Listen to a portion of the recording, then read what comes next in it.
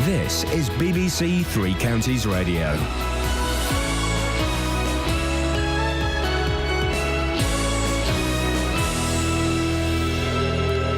It's 6 o'clock. The headlines: anti-terror workshop for Muslim women in Luton, A10 closed in Hertfordshire, and Watford back to winning ways. BBC Three Counties Radio. A workshop asking Muslim women to fight terrorism in their community will take place in Luton later. The Making a Stand event is just one of a number taking place across the country. More from Barry Caffrey. The event's being organised by Inspire, a counter-extremism and human rights organisation. It's calling on Muslim women to stand in solidarity and challenge those who preach hatred. It wants to stop extremists brainwashing young people and reject the threat of terrorism by taking action in local communities. The A10 remains closed in Hertfordshire this morning following yesterday evening's crash at Hoddesdon involving a lorry and two cars. The crash happened just after 6:30pm. The lorry caught fire. Herts police say safety checks have to be carried out on a bridge which was struck. The road could be closed until at least 8:30. A burglar from Harpenden who admitted more than 30 offences has avoided a jail sentence by agreeing to take part in a rehabilitation programme. 31-year-old Sylvanus Mason was told by a judge at St Albans Crown Court this week that he was being given a chance to turn his life around. More women are to be employed at the Yarlswood Immigration Centre in Bedfordshire after complaints that female asylum seekers have been routinely humiliated by men working there. A number of staff were sacked last year after more than 30 allegations of sexual misconduct. Labour's Deputy Leader Harriet Harman, who was visiting Bedford yesterday, says they'd rather have fewer people held in detention centres. We'd rather see fewer people detained. We'd rather see a strong border force so that we don't have people that we need to then have deported. A man has been jailed for life without parole in the United States for the murder of the former Navy SEAL whose memoir inspired the Oscar-winning film American Sniper. Chris Kyle and a friend were shot dead at a shooting range in Texas 2 years ago. Lawyers for Eddie Ray Routh had argued a defence of insanity. Police are making a fresh appeal for witnesses after the death of a man following a crash on the M1 in Hertfordshire on Sunday morning, which closed the motorway southbound for several hours. The man in his 60s, who died in hospital on Monday, was a passenger in a Renault Clio, which was in collision with the Vauxhall Astra just before the turn-off for the M25. A second passenger, a woman in her 50s, remains in a critical condition. New regulations are to be announced by the government today, making it easier to prosecute companies responsible for nuisance marketing calls. There have been only a handful of prosecutions in spite of more than 175,000 complaints made last year. In sport, Watford returned to winning ways in the Championship last night. Deeney takes a touch, he might fall to Iain onto his left foot, and Colin fumbles it, and Nicolo is going to touch it home for a third goal. Oriol Nicolo in the right place at the right time. It's Watford 3, Rotherham 0. And in the Champions League, 2 goals from Luis Suarez gave Barcelona a 2-1 win at Manchester City in the first leg of their last 16 tie. The weather: any rain will clear away eastwards this morning to leave some sunny intervals, a maximum temperature 10 degrees Celsius, and you can get the latest news and sport online at bbc.co.uk/3 counties.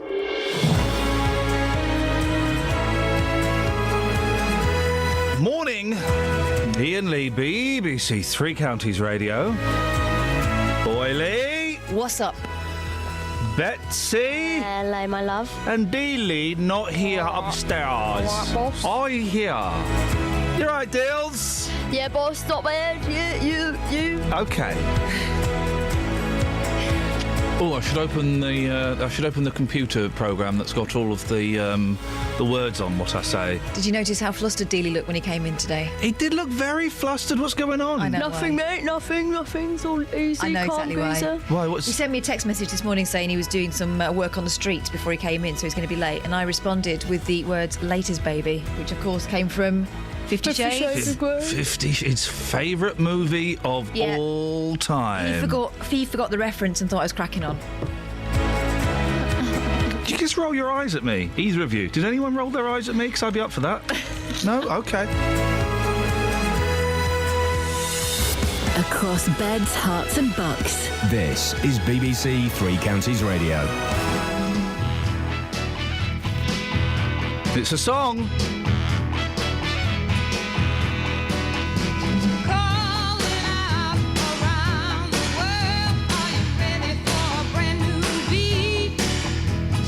Summer's here and the time is right.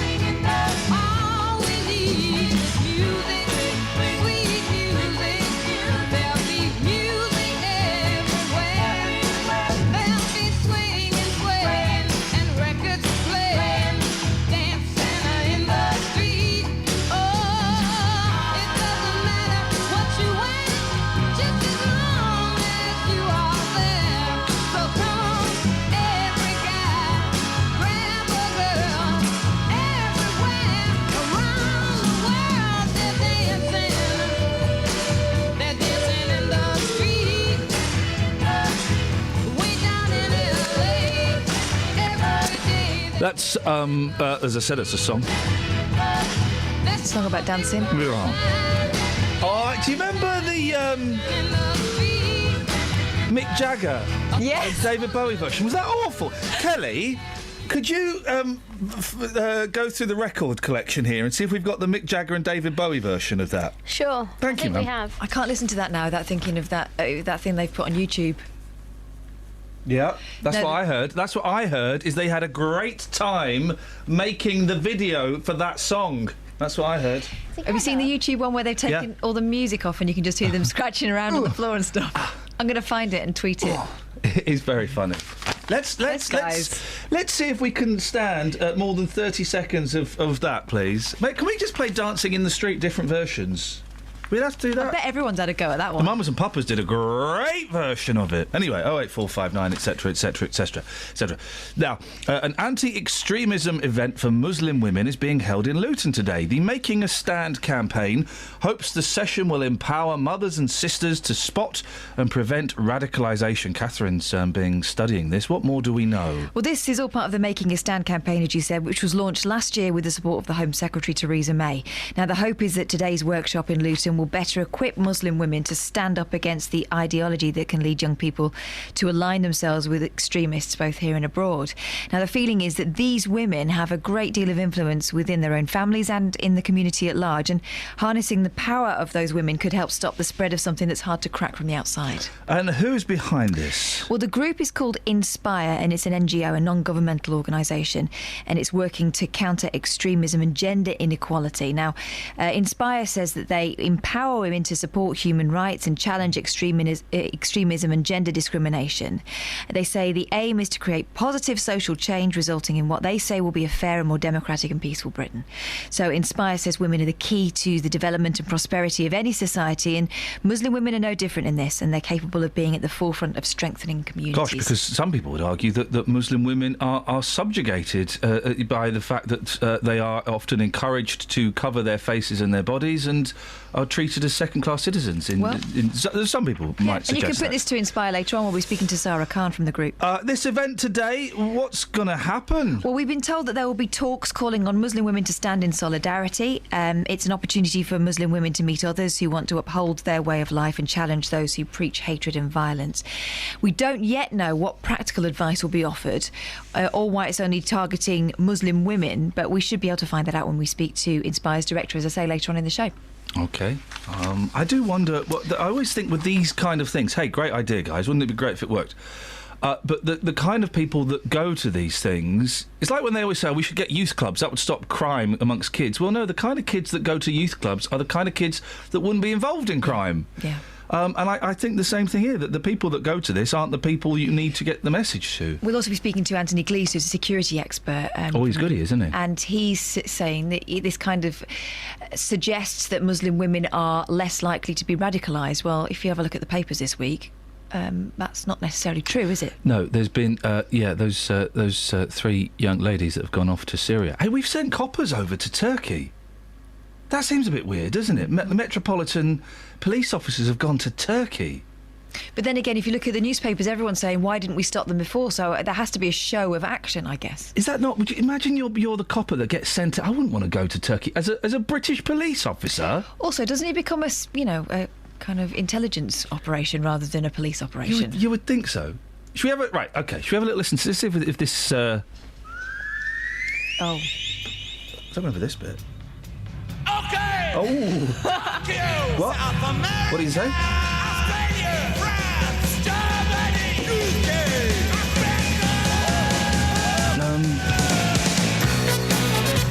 Let's just wait.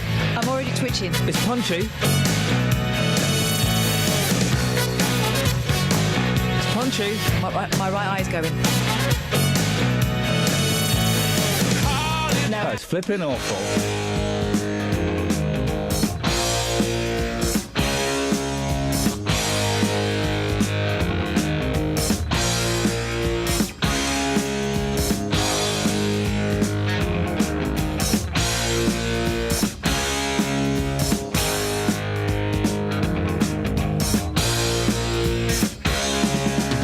Guess who just got back today? Them wild-eyed boys change, had much to say. But man, I still think them cats are crazy. They were asking if you were around, how you was, where you could be found. I told them you were living downtown, driving all the old men crazy. The boys are back in town, the boys are back in town. I said, the boys are back in town, the boys are back in town. The boys are back in town, the boys are back in town, the boys are back in town, the boys are back in town.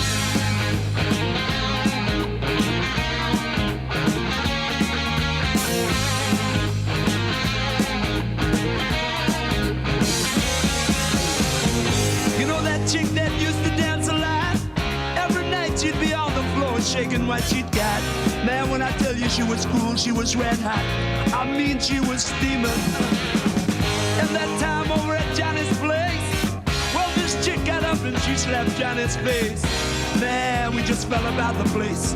If that chick don't want to know, forget her.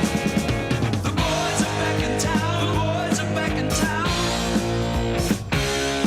I said, the boys are back in town. The boys are back in town.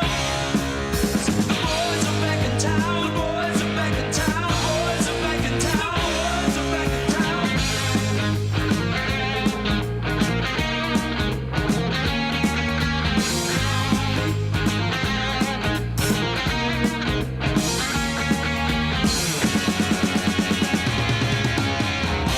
Spread the word around. Guess who's back in town?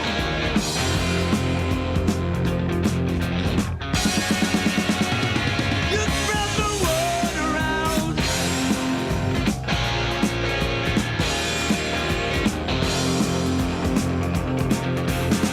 Friday night they'll be dressed to kill down at Dino's Bar and Grill. The drink will flow and blood will spill. And if the boys want to fight, you better let them. That jukebox in the corner blasting out my favorite song. The nights are getting warmer, it won't be long. Won't be long till summer comes. Now that the boys are here again. The boys are back in town, the boys are back in town. The boys are back in town. The boys are back in town. The boys are back in town. The boys are back in town. Spread the word around. The boys are back in town. The boys are back in town. The boys are back. The boys are back.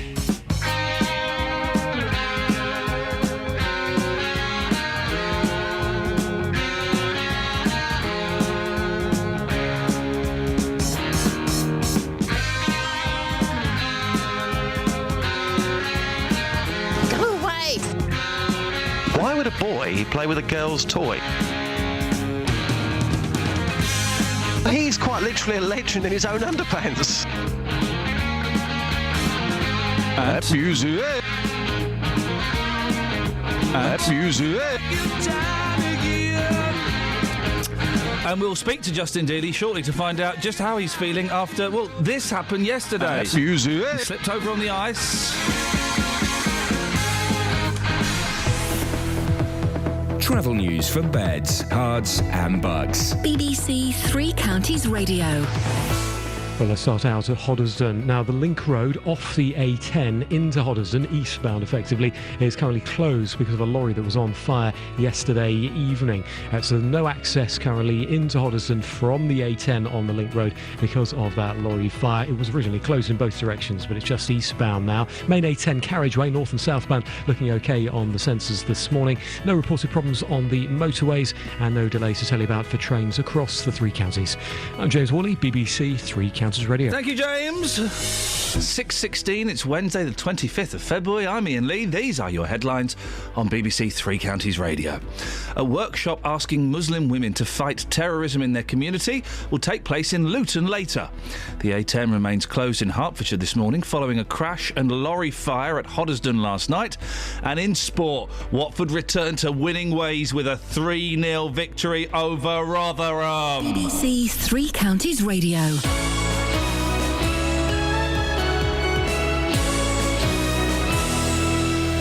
Every weekday from 12. Local people. Wendy Howson and David Shipley are trustees of the Harpenden charity Spotlight on Africa. So privileged to see lives change, conditions change. Local stories. A deaf cafe will be popping up in Bedford later this month, opening its doors for you to share sensitive stories and talk of afterlife. There are people with similar concerns. And you can have a light-hearted side of it as well, and we often end like that, you know. Local life. We're going to be heading off into the unassuming countryside of Bedfordshire. We all know the brick pits and the industrial spoil that's marked the Marston Vale. Nick Coffer, weekdays from 12 on BBC Three Counties Radio. We're supposed to go to Dapper Dealey. Dapper Dealey for some dapper laughs, and he's not there. Where are you? This is what Justin sounds like. Nothing. He's not there. Frightened him with my text. Well, this is... Hang on a second. Let's just see if he's here. Hang on. Negotiated or approved centrally or by the individual member states. Oh, boring! That's Radio 4! Flippin' heck, they're not about to play 5 different versions of the same song, are they? Who is then? Dealey! Hey, boss. Hey, where have you been? Well, what do you mean, where have I been? Well, let me ask that question again. Yeah. Where have you been? I've been to Harpenden this morning. Yeah. I've been in the office editing. Oh, yeah. And now I'm on the cold, mean and dark streets. Next. All right, we're going to play a little... you're the musical expert here. Well, not quite, but I did enjoy what you did earlier on, Dancing in the Street. Great. Well, have a listen to this. See if you can guess what... We're going to play the intro of some songs, OK? I want you to see if you can tell me what the song is, OK? Yep. Here we go. First one.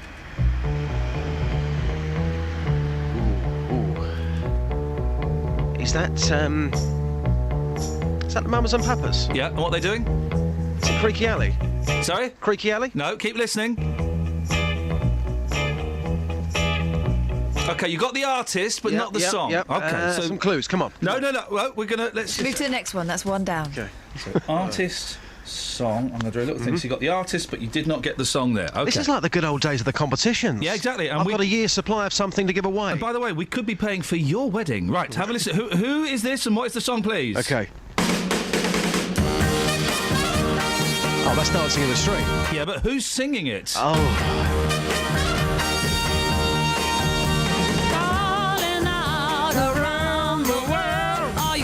Who is it, Local and vocal, that is Cilla Black. Okay, refuses to come on this station. Excellent stuff. I'll give you one there. And I one thought you were there. going to say it was Kate Robbins. No. Well, it could have been Catherine, because she can do the voice. Okay, who is this? And what song is it? Ooh, and again. Right, you want that one again? It's Yeah, a good please. one, isn't it? It's good. Hang on a second, let's just cue it up. Right.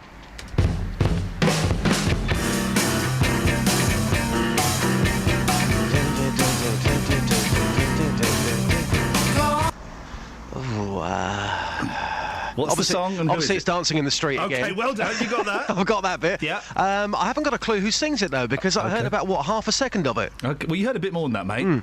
Give him a little bit more. Okay. Yeah, come on.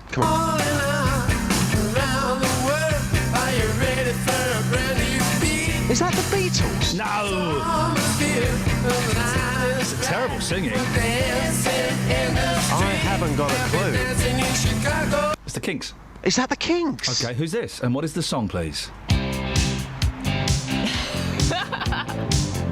think it's Dancing in the Street. You got that one? It's Yeah. already better than Jagger and Bowie.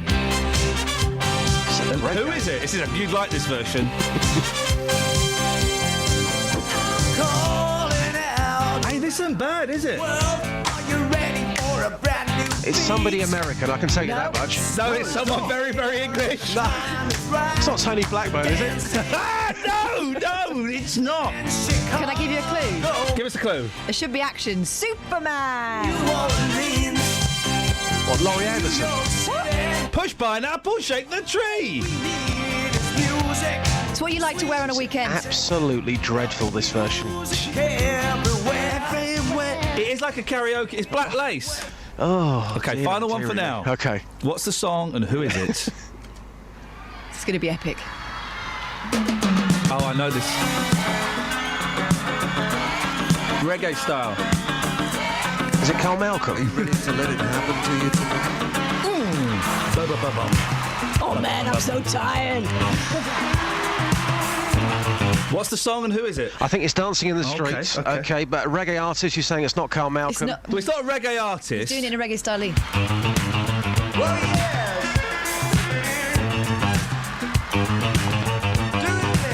Do it now. He's more of a jazz singer, I'd say. D. Who is this? Come on, Dealey. No, seriously. Come on. Imagine yourself on this man. It's terrible. Oh, is that Engelbert? No! The American Engelberts. Yeah. One of the greatest living songwriters of all times. Just think Oh, about Neil Diamond. Ladies and gentlemen. the only man who does up fewer buttons than Dealey. Hey, listen, I'm a changed man nowadays. Oh, you know really? that. You know that. Well, okay. When was the last time I was showing off a nipple in the office? Oh, for a goodness long time ago. sakes. We'll come back to you after this, Justin. Speak to you in a second.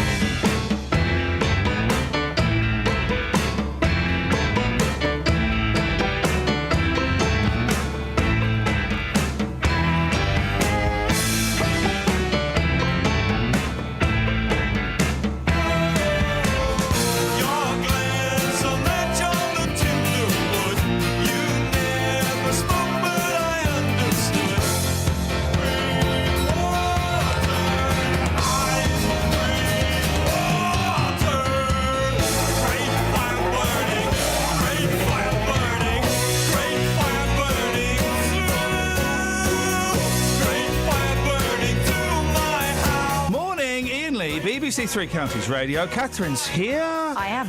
We'll go through the papers in a bit. But before that, we've got Justin Dealey standing outside in the cold, having a little track. Yeah, it's a good track. XTC? Well spotted, Yes. boss. Yes, well spotted. Enjoyed that. Now, if you admitted breaking into more than 30 homes, not you, Justin, although I don't know, you'd expect to do a little bit of bird, right? Wouldn't Yes, you? You'd yes. think so. Well, wrong. A burglar from Harpenden did just that, but he won't be going to jail. Instead, he'll get help kicking the drug habit that's been fueling his very, very naughty ways. Justin, you've got the details. What's happening? What is... well. You don't sound very happy about it. Tell us about this rehabilitation. Unbelievable story. The judge told Sylvanus Mason he could expect a 36-month community order. He must complete 200 hours of community service. He's also had a 6-week curfew enforced. Now, on top of this, he was ordered to participate in a thinking skills programme, carry out 25 days of education and training to improve his maths and skills, despite committing 32 burglaries. And what about the programme itself? How does it work? Well, it's the Choices and Consequences programme, which is unique to Hertfordshire. Basically, the scheme is designed to help prolific non-violent offenders who have a problem with addiction. Now, in this scheme, the judge, he gives a custodial sentence. He then suspends it so the person can then participate and complete the scheme. But, and here's the big but, they do have the power to re-sentence an offender. So if they break those conditions, they could go to jail. But of course, for the time being, the person we're talking about isn't going to jail. It's a significant number of burglaries. How do we know the figure? It does seem high. I mean, there is a reason for this. A requirement of this course makes sure the person comes clean, if you like, so that they have to plead guilty for the offences that they were caught for. In this case, it was owning up to previous burglaries. It was stolen goods, theft, and 2 burglaries. On top of this, and this is why it's high, he did come clean, he was honest, and he asked for 32 additional burglaries to be taken into consideration. You've taken it to the streets of Harpenden this morning. Yes. I think I can imagine what people have been saying. Yep, I've been in Harps bright and early this morning. Where? Harpenden. People not happy about this. Here's what they had to say. You should be going to prison. You know, if you commit crimes, he's put 32 houses in misery. So, you know, end of the day, he should be punished for that. You know, drug habit is an easy way out. I mean, you know, getting away with it, getting community service or whatever he's getting is an easy way out. So, Do you not have any sympathy for him at all? Because we can all have a bad time in our life and fall into the wrong crowd and then get involved with drugs potentially. No sympathy there at all? No sympathy at all. Nothing. No sympathy for the drug addicts, especially, you know, these hardcore drugs these days. They should be taken off the street, simple as. 32 burglaries and so 32. Right. I think it's quite shocking. There's got to be a better outcome, and prison has to be the only suitable option, I would say. It does sound crazy on the face of it, doesn't it? But that's the world we live in at the moment. I think it's wrong, yeah. 32, yeah. Means 32 times he done it intentionally, yeah. So he should go to the jail, yeah. Travel news for beds, cards and bugs. BBC Three Counties Radio. In Hoddesdon, on the A10 Link Road, eastbound between the A10 and Hoddesdon, there's been a lorry fire. So there's emergency repairs going on, meaning that's closed eastbound from the Hoddesdon roundabout towards the Sun roundabout. On the A1 southbound, it's starting to look quite slow from the Holiday Inn towards the Stirling corner on the speed sensors. In High Wycombe, though, the A40 Oxford Road's moving fine through the roadworks between Oxford Street and both directions there. And on the motorways, the M25 anti-clockwise is starting to build up between junction 17 for Maple Cross and 16 for the M40. No reports of any delays at the moment on the trains. Samantha Bruff, BBC Three Counties Radio. Across beds, hearts and bugs. This is BBC Three Counties Radio.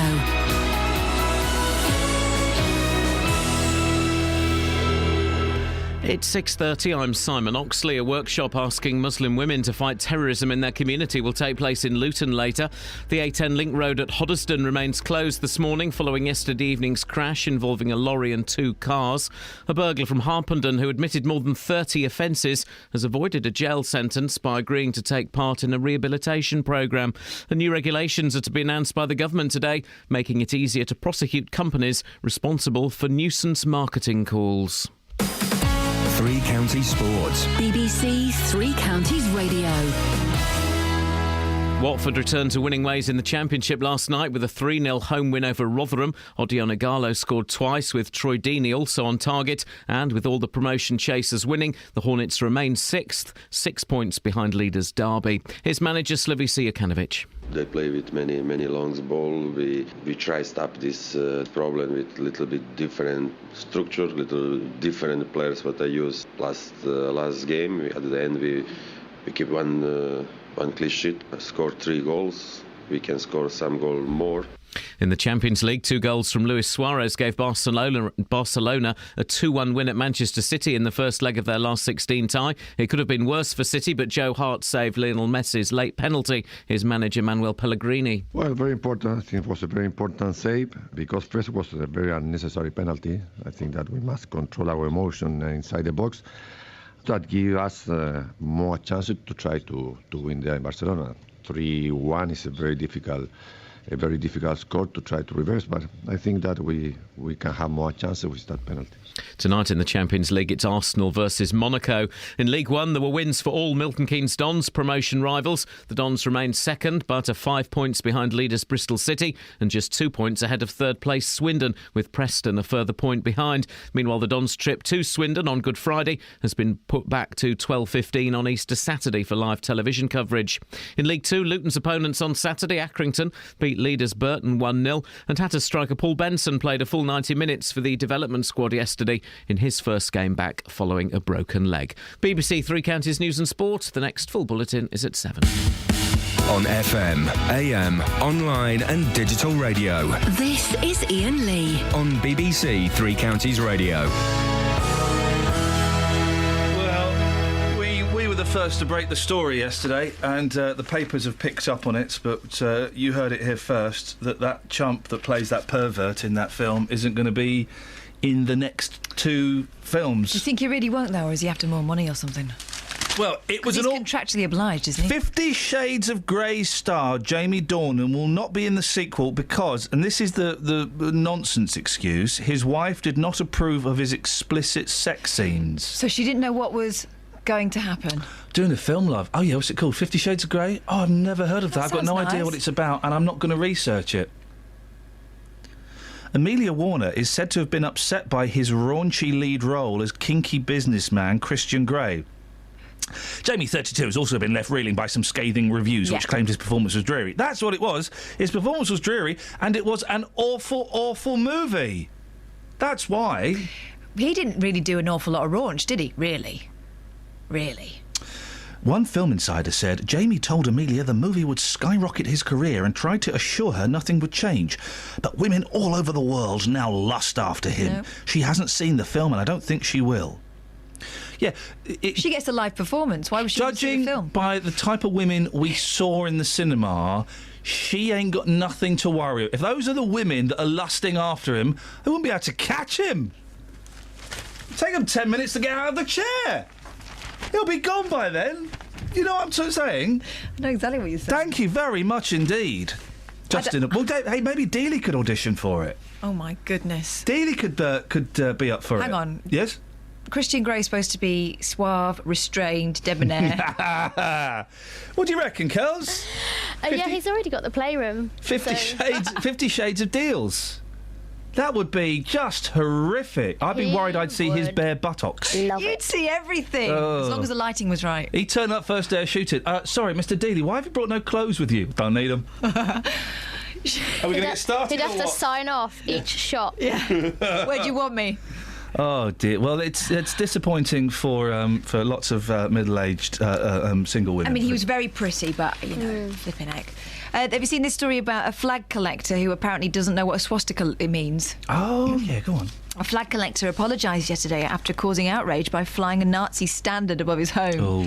Martin Baker claims he had no idea of the significance of the red and black flag of the Waffen-SS, even though it's got a massive swastika in the middle of it. Well, the infamous armed wing of Hitler's Nazi party. He raised the flag on Friday at a pole in his home in Doncaster, South Yorkshire, but took it down the next morning due to the angry reaction of his neighbours and on social media.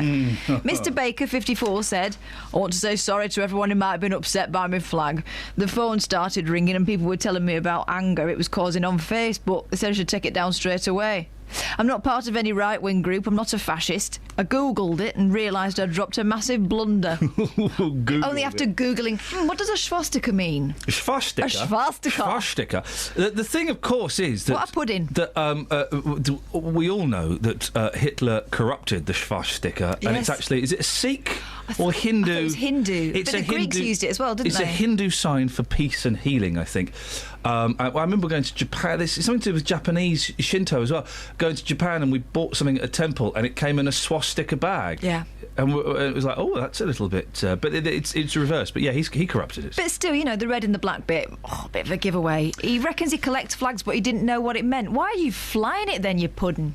Safari mum clobbered by 2-ton Randy Rhino. Yeah, and she's furious, isn't she? She didn't know a safari park was dangerous. This story by Martin Fricker. A sex-crazed rhinoceros rammed a young mum's car at a safari park after mistaking it for a mate. Blimey, you get that stuck to your exhaust, that's going to cost a fortune to get out, isn't it? The 2-ton beast attacked the 4x4 as terrified Vicky Liggins and her 19-month-old daughter Evelyn cowered inside. Gosh, you don't get many 19-month-old Evelyns these days, do you? Vicky said, I didn't notice the rhino behind my car. It was going for the exhaust until it hit the vehicle with its horn. Blimey. That was the problem. We were absolutely petrified. It was sniffing... well, this is my technique. It was sniffing the back of the car. It then shunted us from behind with such force the back wheel lifted off the ground. Hang on. She didn't see it, but she knows it was sniffing the back of the car. Back to 50 Shades of Grey. That scene actually happened, if I remember it correctly. It did. A Save the Rhino charity spokesman said the rhino was displaying typical courtship behaviour when it battered the grey Mitsubishi Warrior. I thought the rhino was going to pierce my back panel. Wow. My daughter was in tears. The sad thing is, she loves animals. I dread to think what would have happened if we'd been in a smaller, lighter vehicle. Now, Wouldn't have fancied it. This is the problem, right? Now she says, now she wants barriers to separate rhinos and cars, and she urged people to understand the dangers of safari parks. What she's designing there is a zoo. Everybody understands the dangers of safari parks. If you drive your car into a safari park, there are signs everywhere saying, "Oh, it might get damaged." Yeah. It's like what's the one up here? Whipsnade. Woburn. Where the monkeys, and it's funny because you're kind of taking a risk, and you take off your aerials, you take all your bits and pieces off, but. When we went in there with the boys in the summer, they were completely tearing cars to pieces. And seriously, they've learnt techniques, those monkeys. Yeah. I used to work at Woburn, and There's a monkey. The number of times we used to see people coming in with bits of rubber that had been picked off by the monkeys. Yep. Just be aware that they know what they're doing. Everyone knows the only dangers. thing they haven't got is a spanner. If they had a spanner, they'd go for the whole lot. Yeah. 08459 455 555. Now, we gave Kelly Betts free play. Thanks. And you've chosen a song. I have. You worried me slightly. Why? Because normally you go for something like Doris Day or Ray Charles or Dean Martin, and you said, can I play a new one? Yeah. See, I think everyone should just stop making music now. We've got enough music in the world. I'm never going to listen to all of the music that's there, so why don't we just stop? I think we've pretty much done all the songs, haven't we? We've done all the songs. I think you'll like this one, though. You reckon? Do you? Yeah. Well, should we give it a go? Shall I tell you about it, or do you just want to play it? Should we go in naked? Let's go in blind. That's what I meant. You're so clever, I'm so dumb. I need less of me in me and more of you in me. You're so healthy, I'm so junk. I need less of me in me and more of you in me. So give me a little bit of you. Let me have your body and talk like you do. Let me be as gorgeous, as stylish, as rich. I wonder, I worry, I wish I had perfect skin. I wish I was tall and thin. I wish I wore gorgeous clothes with muscles surrounding my bones. I wish I had perfect skin. You're so gorgeous, I'm so grim. I need less of me in me and more of you in me. You're just perfect, I'm so hit. need less of me in me and more of you in me. Give me a little bit of you. Let me have your body and talk like you do. Let me be as gorgeous, as stylish, as rich. I wonder, I wonder, I worry, I wish I had perfect skin. I wish I was tall and thin. I wish I wore gorgeous clothes. I muscle surrounding my bones. I wish I had perfect skin.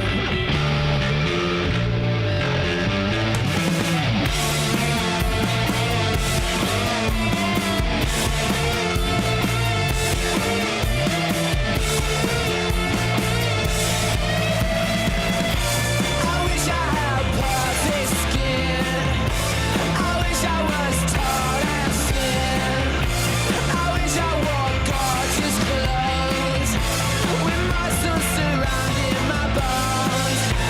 La la la la la la la la la la la la la. I wish I had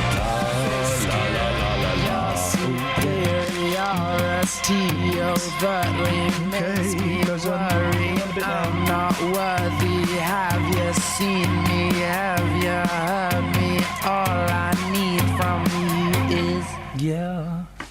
That was. He needs to stop putting himself down. He does. I quite like that. You're right, Kels. That was good. Thanks, I thought you would. What did Dealey call it? An ego turntable anthem. Okay, Ricky's in London Colney. Ricky, technically, you shouldn't really be listening to us, but we'll let this one slide. What have you got for us, Rick? Iain, you disappoint me. Why? Oh, I disappoint most people every morning, Ricky. Oh. You should be listening to Paul Ross on BBC London 94.9. I'm not growing tired of Paul Ross and Penny Smith, but they're rubbish, there's aren't they? somebody else on there prior to them that I'm beginning to get a little bit cross with. James Max? I never said that. No, but he's. I went to a Spice Girls concert with James Max. Blimey. Yeah, tell me about it. What have you got? He nicked it all from me anyway. What have you got, Ricky? What do you want? Anything by Foreigner. Sorry? Anything by Foreigner, if you could play, please. Or Mike and the Mechanics. Okay. Do you think this is Graham Torrington? Sorry, say again? Okay, well, I tell you what. Listen, yeah, go on. What do you want? Give us. What do you want by Foreigner? Waiting for a Girl Like You. Oh. Waiting for a girl like you to come into my life. All right, Ricky. I tell you what. We don't normally do this, but I like the sound of you, Ricky. So tell you what. Why don't you introduce it? You can be a DJ for the day. Introduce. We've got it queued up. Foreigner and Waiting for a Girl Like You. Away you go. This is Foreigner and Waiting for a Girl Like You.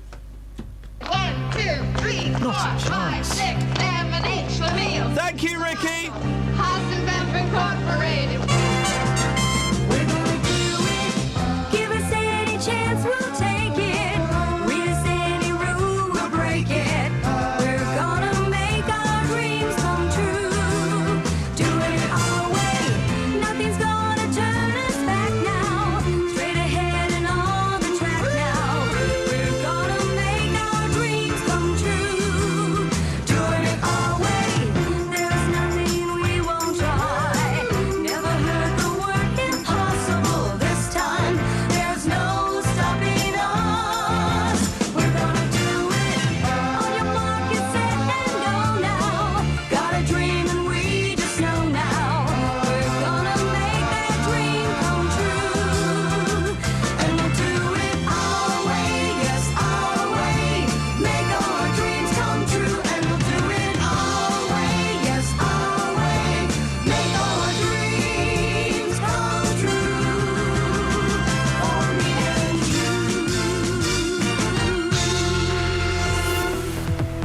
Travel news for beds, cards, and bugs. BBC Three Counties Radio. between Hoddesdon and the A10. That has been shut on the A10 Link Road eastbound. So that's from the A10 towards Hoddesdon, from the Hoddesdon roundabout towards the Sun roundabout. It's because of a lorry fire earlier on, and now there's emergency repairs going on. On the A405 North Orbital Road at Brickett Wood, that's starting to look very busy around the M25 junction 21A roundabout. Looking at the M25 anti-clockwise, it's building up from junction 17 for Maple Cross to 16 for the M40. And on the M1 southbound, that's looking very slow from junction 10 for the Luton Airport Spur Road towards junction 9 for Redbourne. On the train departure boards, no major delays showing up at the moment. Samantha Bruff, BBC Three Counties Radio. Thank you, Samantha. 6:46. It's Wednesday, the 25th of February. I'm Iain Lee. These are your headlines on BBC Three Counties Radio. A workshop asking Muslim women to fight terrorism in their community will take place in Luton later. A burglar from Harpenden, who admitted more than 30 offences, has avoided a jail sentence by agreeing to take part in a rehabilitation programme. And in sport, Watford returned to winning ways with a 3-0 victory over Rotherham. Coming up, Justin Dealey talks astrology and balls as well, by the likes of it. Let's get the weather. Here's Kate. Beds, Herts and Bucks weather. BBC Three Counties Radio. Quite a damp start for some of us this morning. We have some kind of quite heavy drizzle out there, but it is moving south and eastwards. A bit misty and murky to start with, but then it should turn mostly dry. We will get one or two breaks in the cloud this afternoon as well, and all this drizzle has pulled in some milder air. So in the sunshine, when it's dry a bit later, it is going to feel quite nice. The maximum temperature getting up to 10 Celsius, that's 50 degrees in Fahrenheit. The cloud, though, is going to thicken as we head towards the evening, so bringing with it some cloud tonight. Outbreaks of light rain and drizzle, a bit of mist and fog, particularly higher ground, Chilterns, the Downs. We could get a little bit misty and murky out there.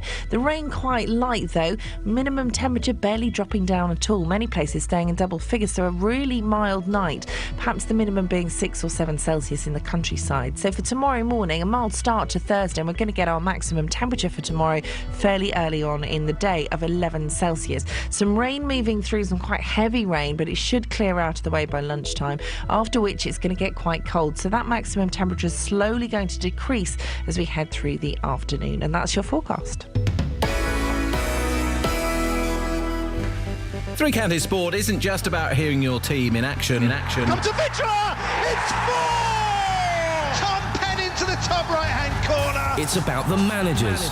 It always seems that the closer we get to the top, decisions start to go against us. The players. You never get an easy game in the Championship, home or away, usually, and it'll be no different this weekend. And no, we're pretty confident at the moment. And the fans. Two teams there who deserve to be in the top three, who deserve to go up as well at the same time. Every day, we bring you latest news on your local team. In League Two, Luton lost their appeal against skipper Steve McNulty's red card on Tuesday, so he starts a 4-match ban. Three Counties Sport, keeping you up to date with Luton, Watford, MK Dons, Stevenage and Wickham every day of the week on BBC Three Counties Radio.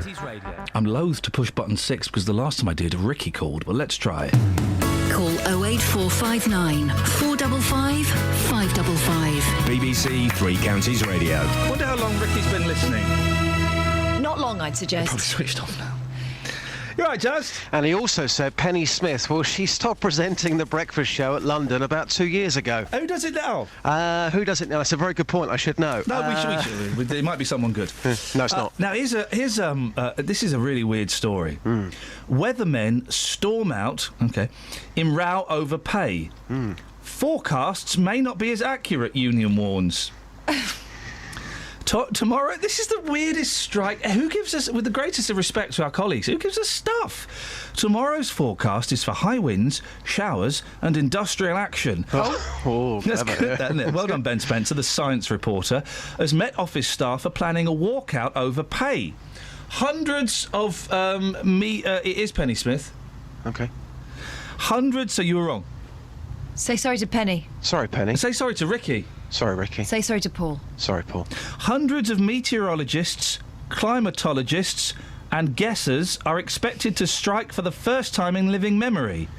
They warn the action could affect the accuracy of forecasts. As staff in...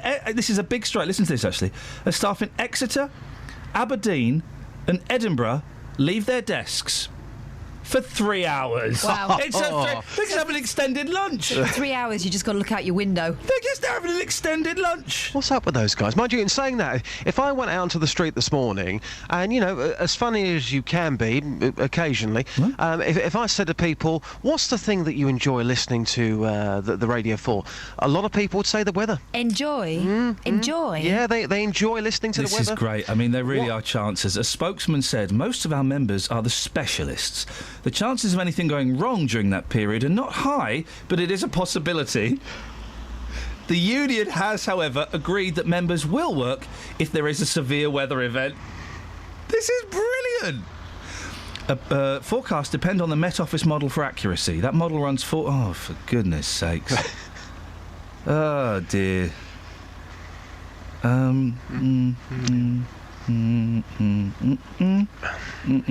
Okay, yep, that's that. Wow. Hey, Justin, here's one kind of selfie you won't be able to do. Go on. Bad news. Supermodel Giselle did it, then the pop singer Gwen Stefani followed suit. Now it seems photographs of mothers breastfeeding their babies, known as brelfies, are becoming a trend. Oh, yes. Which is exactly why I wouldn't have done one.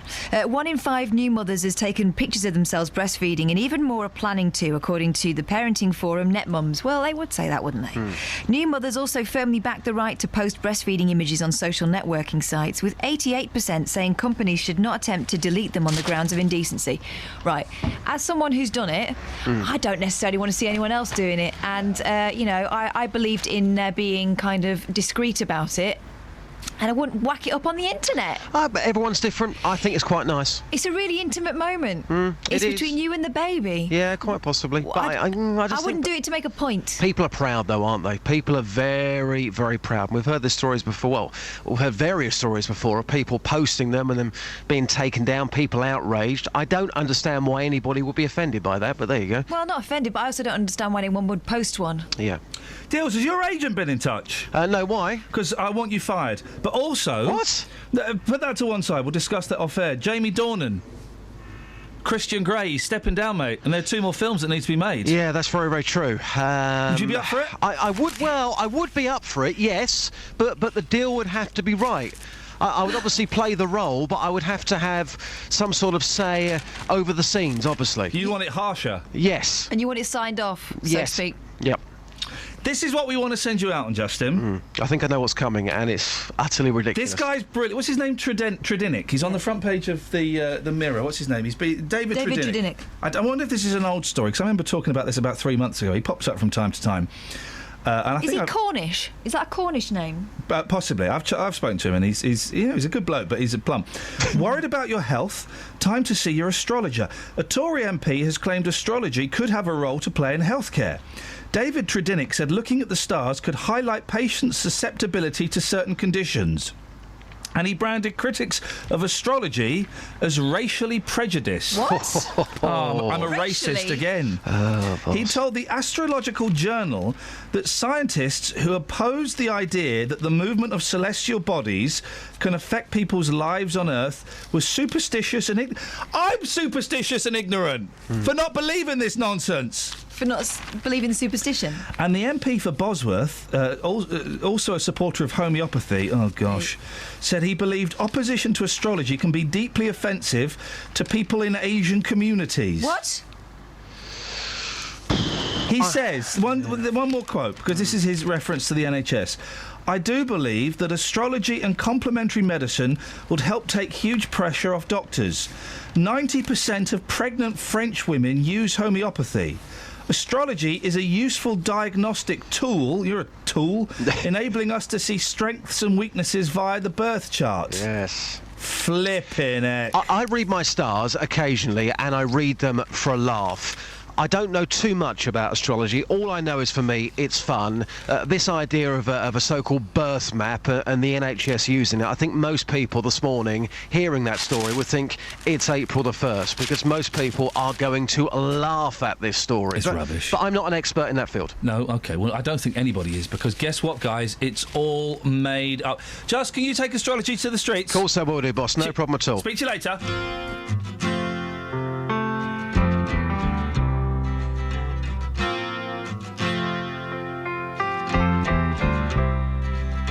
Yesterday had had nothing to say. Tomorrow may bring me a thought. Today was here, now it's turned into fear. If it's with you, then I should stay. Sit and wonder why I'm leaving. Sit and wonder if you'll call. Sit and wonder why I'm looking for a meaning. Sit and wonder why I'm wondering at all.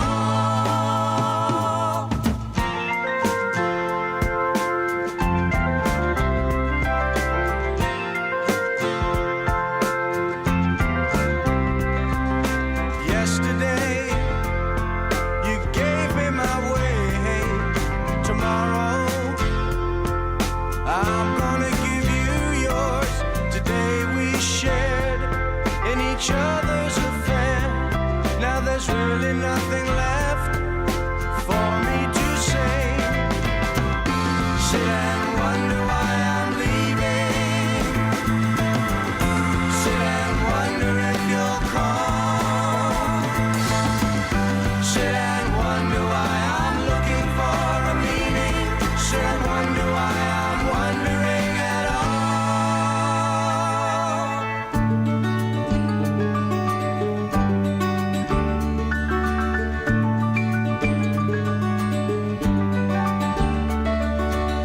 I'll have to stop myself from wandering from you and finding you a single day.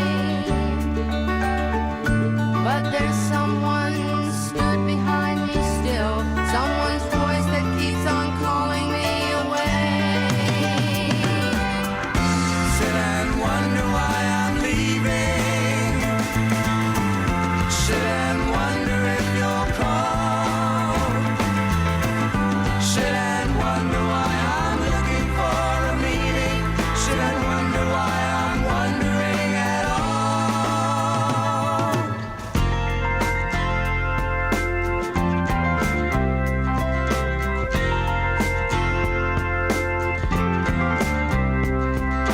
Yesterday had nothing to say.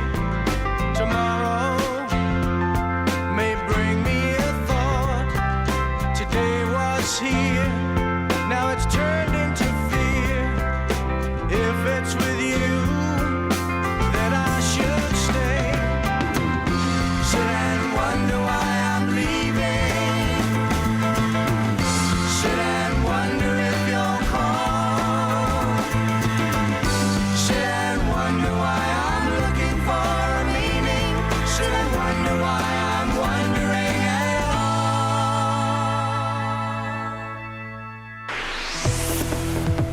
all. Travel news for beds, cards, and bugs. BBC Three Counties Radio.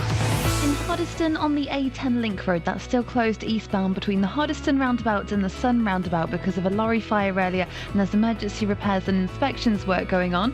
In Aston Rowent on the B4009, that's been shut in partially blocked in both directions because of an accident between a single-decker bus and a car between the M40 at junction 6 for Watlington and the A40, so on the stretch where it goes underneath the M40 near the entry slip road to join it. On the M25 anti-clockwise, it's very slow between junction 17 for Maple Cross and 16 for the M40, and looking at the A1M southbound on the cameras, that is looking very busy around junction 7 for the A602 at the moment. Samantha Bruff, BBC Three Counties Radio. Thank you very much indeed.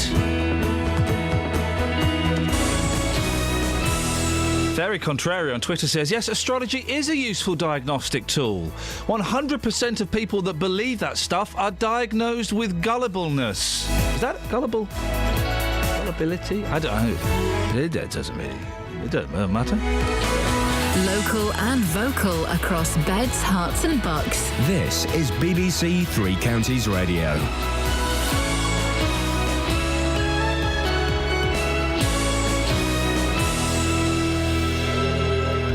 It's 7 o'clock. I'm Simon Oxley. The headlines: anti-terror workshop for Muslim women in Luton, prolific Hertfordshire burglar escapes jail, and Watford back to winning ways. BBC Three Counties Radio. A workshop asking Muslim women to fight terrorism in their community will take place in Luton later. The Making a Stand event is just one of a number taking place across the country. More from Barry Caffrey. The event's being organised by Inspire, a counter-extremism and human rights organisation.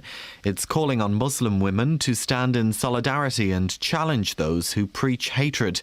It wants to stop extremists brainwashing young people and reject the threat of terrorism by taking action in local communities. A burglar from Harpenden who admitted more than 30 offences has avoided a jail sentence by agreeing to take part in rehabilitation. 31-year-old drug addict Sylvanus Mason was told by a judge at St Albans Crown Court that he was being given a chance to turn his life around as part of Hertfordshire's Choices and Consequences programme. These people in Harpenden don't agree. You should be going to prison. You know, if you commit crimes, he's put 32 houses in misery. There's got to be a better outcome, and prison has to be the only suitable option, I would say. 32, yeah, means 32 times he done it intentionally, yeah, so he should go to the jail, yeah.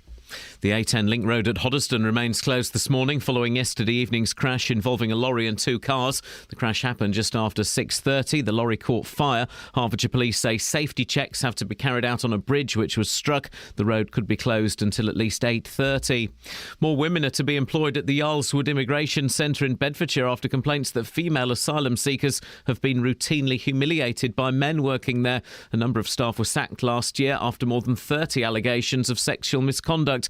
Labour's Deputy Leader Harriet Harman, who was visiting Bedford yesterday, says they'd rather have fewer people held in detention centres. We'd rather see fewer people detained. We'd rather see a strong border force so that we don't have people that we need to then have deported.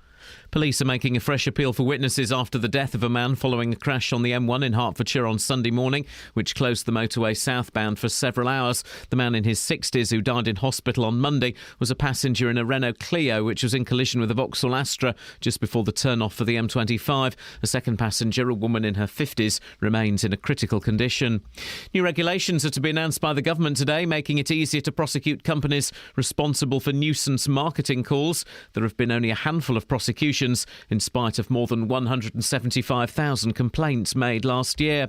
In sport, Watford returned to winning ways in the Championship last night. Deeney takes a touch, he might fall to Iain onto his left foot, and Colin fumbles it, and Igalo is going to touch it home for a third goal.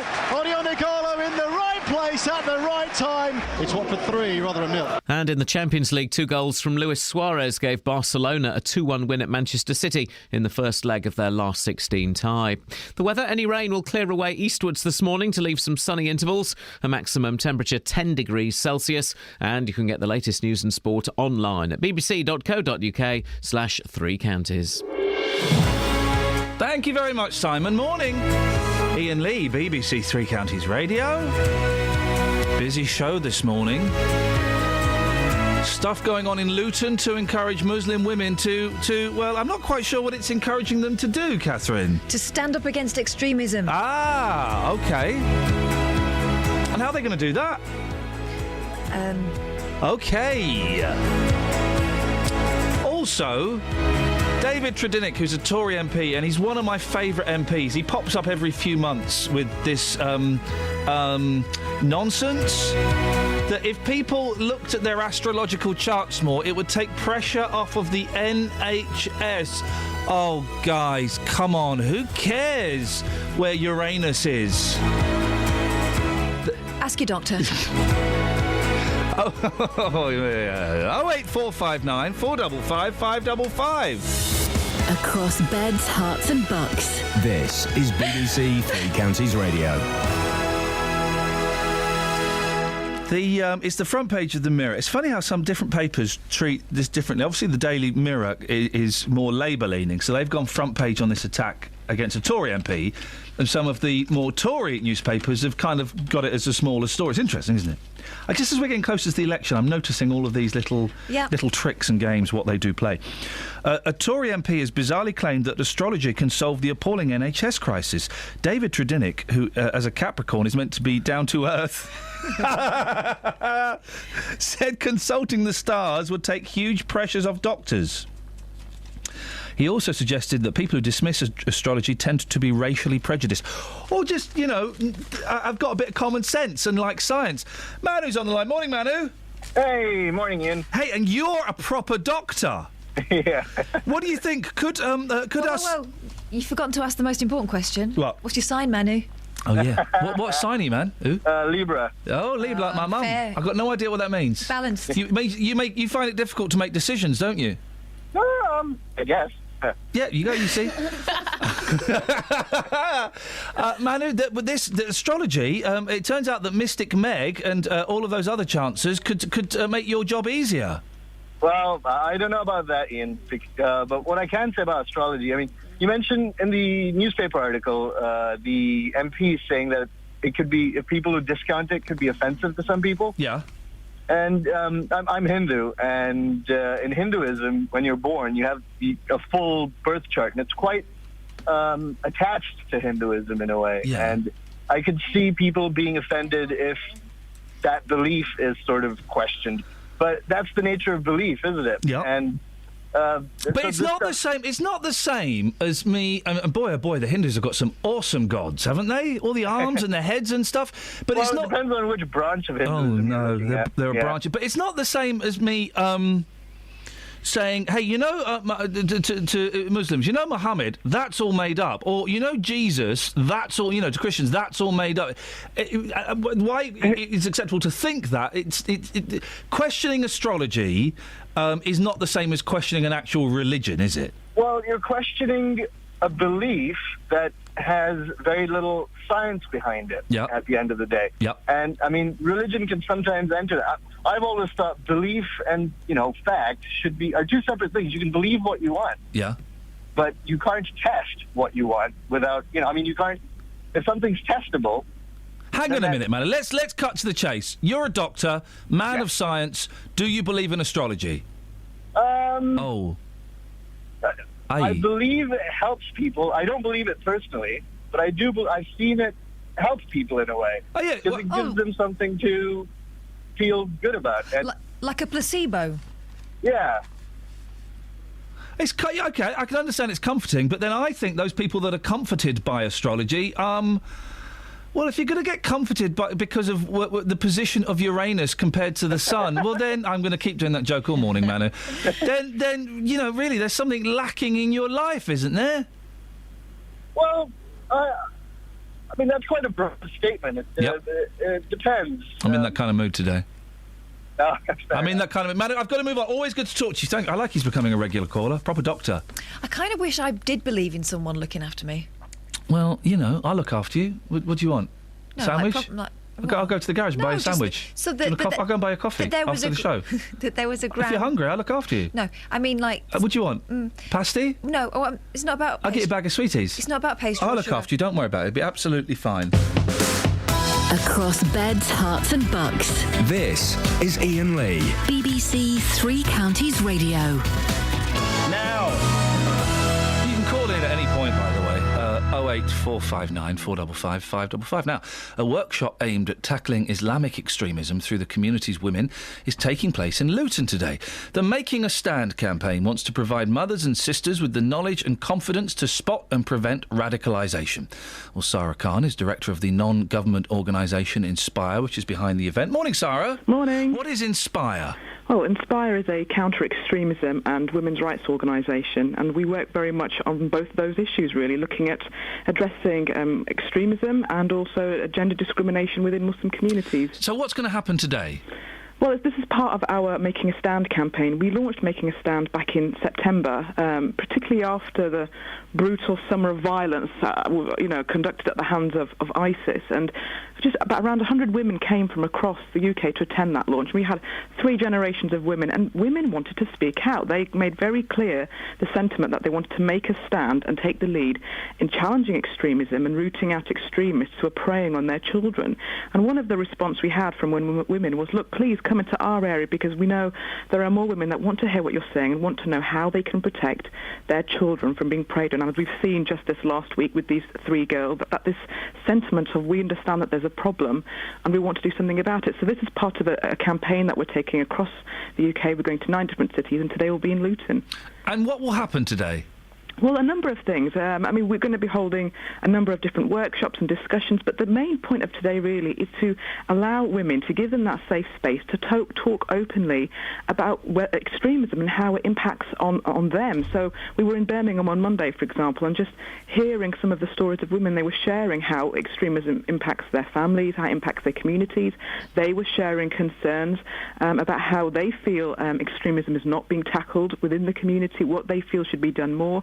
But also what we want to give women is practical tools of what they can do. So we want to equip them, for example, with theological counter-narratives to extremist ideology so they can have those discussions with confidence with their children. We want to be able to signpost them to relevant agencies, so if they've got concern, they know who to go to. But also to help them to recognise early signs of radicalisation as well, so that if they start to see noticing changes in their behaviour, not to ignore that, not to think, oh, it's nothing, but to act upon that much more. But also on a wider scale, just to mobilise women, on a wider scale, saying, listen, you can champion this work, and your voices in this work really matter.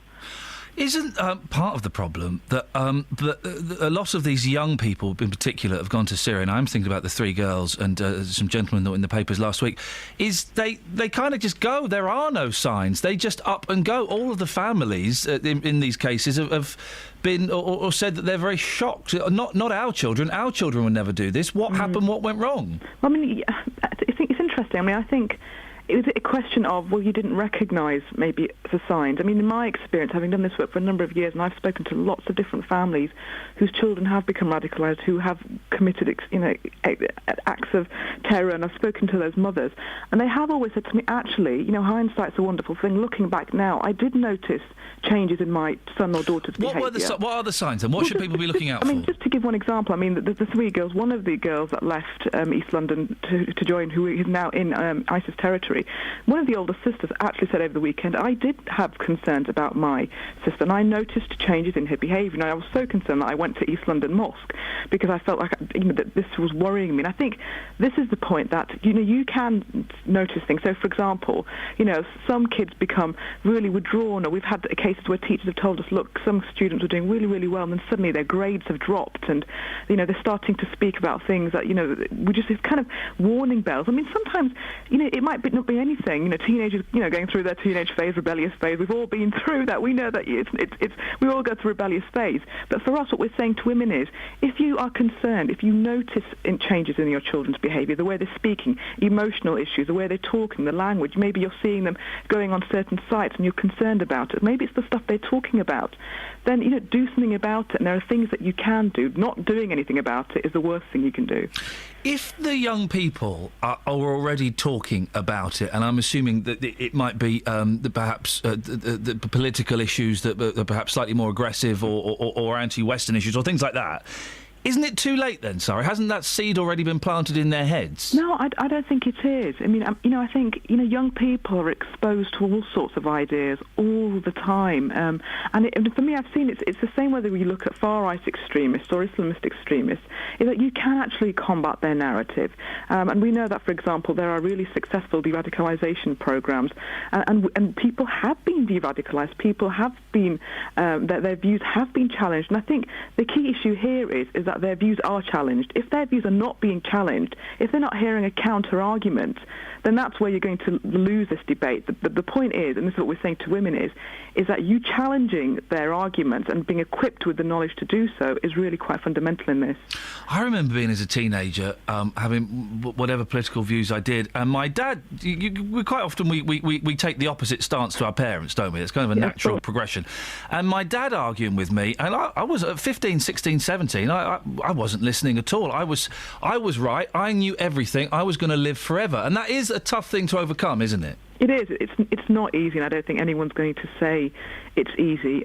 My own personal view is that some of the women that I've spoken to have just said, and even it was said to me when we were in Birmingham on Monday, that, if my child was speaking to me, for example, about the concept of jihad, I wouldn't feel comfortable in being able to challenge that. And I think that's the key. It's about saying, look, the counter-arguments are all there. We want to teach some of you that today, but we want to upload more of that stuff on our website. But the point is to at least to have that debate happening. The fact that your father was having those discussions with you, that's important. If that's not happening at all, then you can just see how quite easy it is for a child just to go down that path. I mean, these 3 girls, for example, just the kind of information that's coming out, they didn't speak about these things with their parents at all. One of the fathers actually said, we just never talked about ISIS. And I think, for me, I find that strange. Why wouldn't you want to talk to your children about ISIS? If you're in a Muslim family and you know it's in the news almost every day, and you know that young people, around 600 young people, have left this country to join ISIS, why wouldn't you want to talk about it? I have 2 young children, and if they were older, I would definitely want to talk to them about this and understand, well, what do you think about this? And I think opening up those conversations with your children, as horrible as a topic ISIS is, I think is really quite important. Sarah, good luck. Thank you. Thank you very much. Thank you very much indeed. Sarah Khan, Director of Inspire, which is behind the event in Luton today. 08459 455 555. Travel news for beds, cards and bugs. BBC Three Counties Radio. Between the A10 and Hoddesdon, the A10 link road is still closed eastbound for emergency repairs after a lorry fire. So that's between the Hoddesdon roundabout towards the Sun roundabout. In Aston Rowant on the B4009, that's been partially blocked by an accident in both directions between the M40 junction 6 at Watlington and the A40. That's where it goes underneath the M40 near the entry slip road to join the M40 southbound. Looking at the motorways, the M25 anti-clockwise is very slow between junction 21 for the M1 and 19 for Watford, and the A1M southbound's looking busy around junction 7 for the A602. On the train, Southern are reporting half-hour delays through London Bridge because of a signalling problem, and the 722 train from Bedford to Sevenoaks, that's the one calling through Luton at 7:46, has been cancelled. Samantha Bruff, BBC Three Counties Radio. Thank you, Sammy. 7:16, Wednesday the 25th of February. I'm Iain Lee. These are your headlines on BBC Three Counties Radio. A workshop asking Muslim women to fight terrorism in their community will take place in Luton later. A burglar from Harpenden who admitted more than 30 offences has avoided a jail sentence by agreeing to take part in a rehabilitation programme. And in sport, Watford returned to winning ways with a 3-0 victory over Rotherham. BBC Three Counties Radio.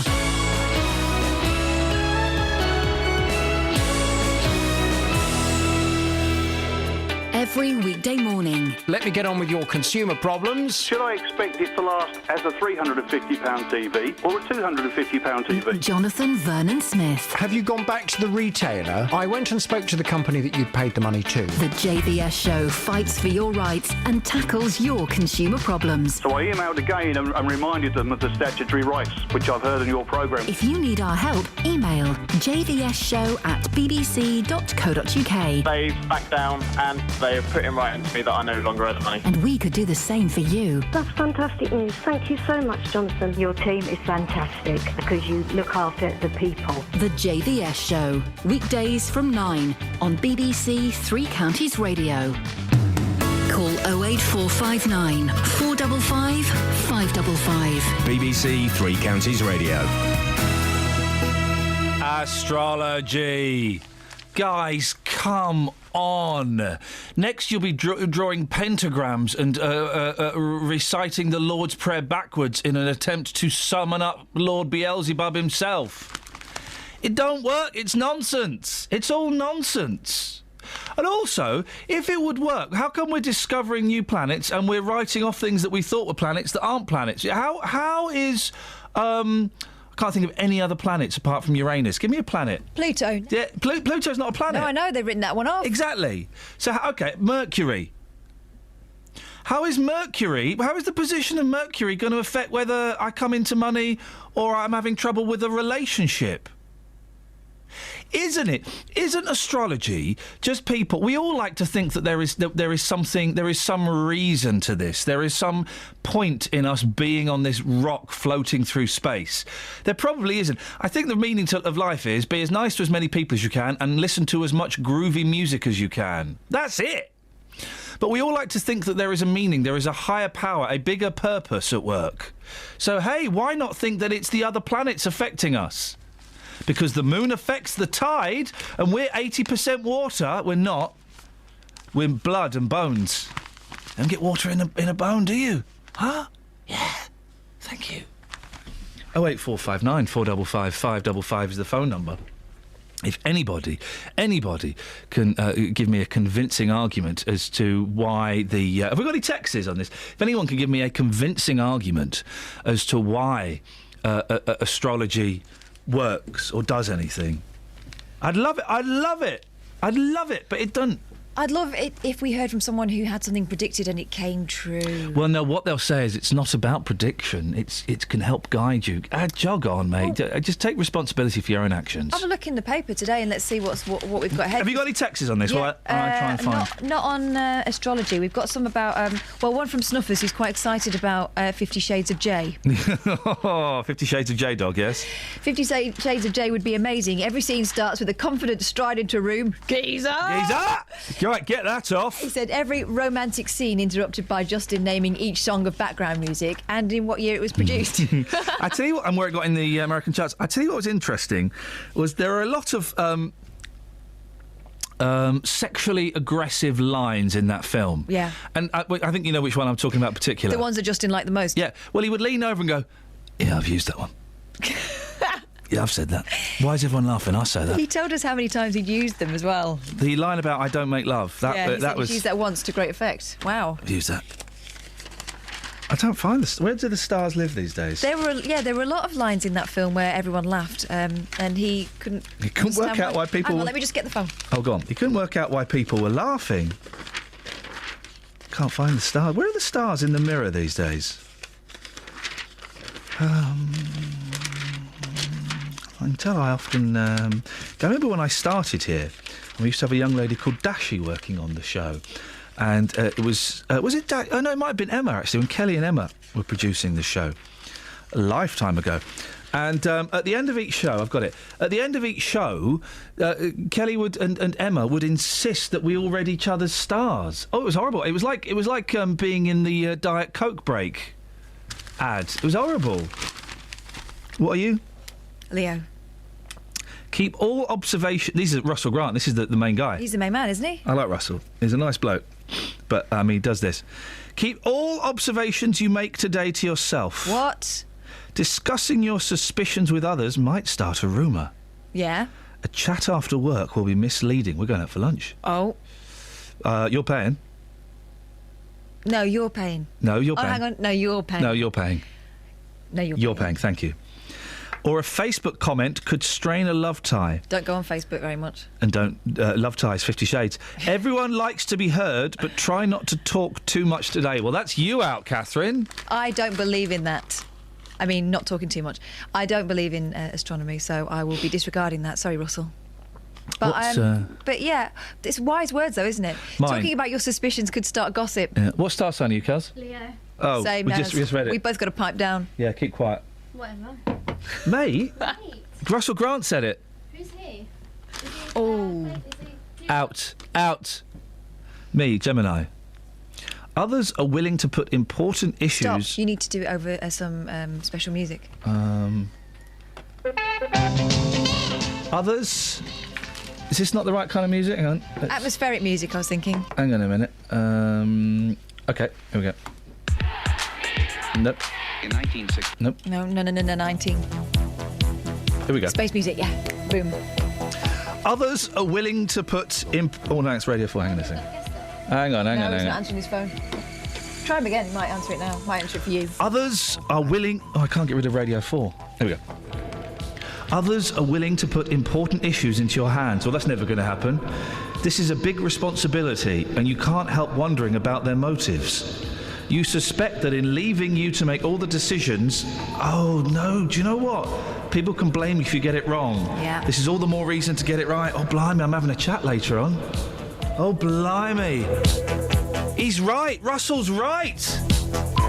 Flippin' heck. I've got an important meeting later on where I've got to make decisions. Oh, it might just be coincidence. Yeah, probably. You never know. Dancing in the street.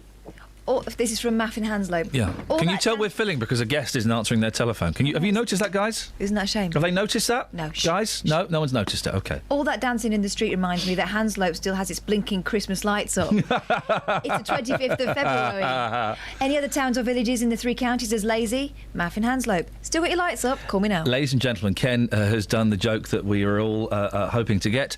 I don't believe in astrology, but hey, that's because I'm a Virgo. Yay! Ken! Come on, fella. Every now and then, Ken, you come in with... You just get the tone right. Can I say, the tweeters and the texters and the emailers and some of the callers have been... Well, they really have upped their game a little bit recently. We've had some good stuff. We've annoyed all the ones who don't get it, that's why. Yeah. That's why the figures are so low. I understand. I see.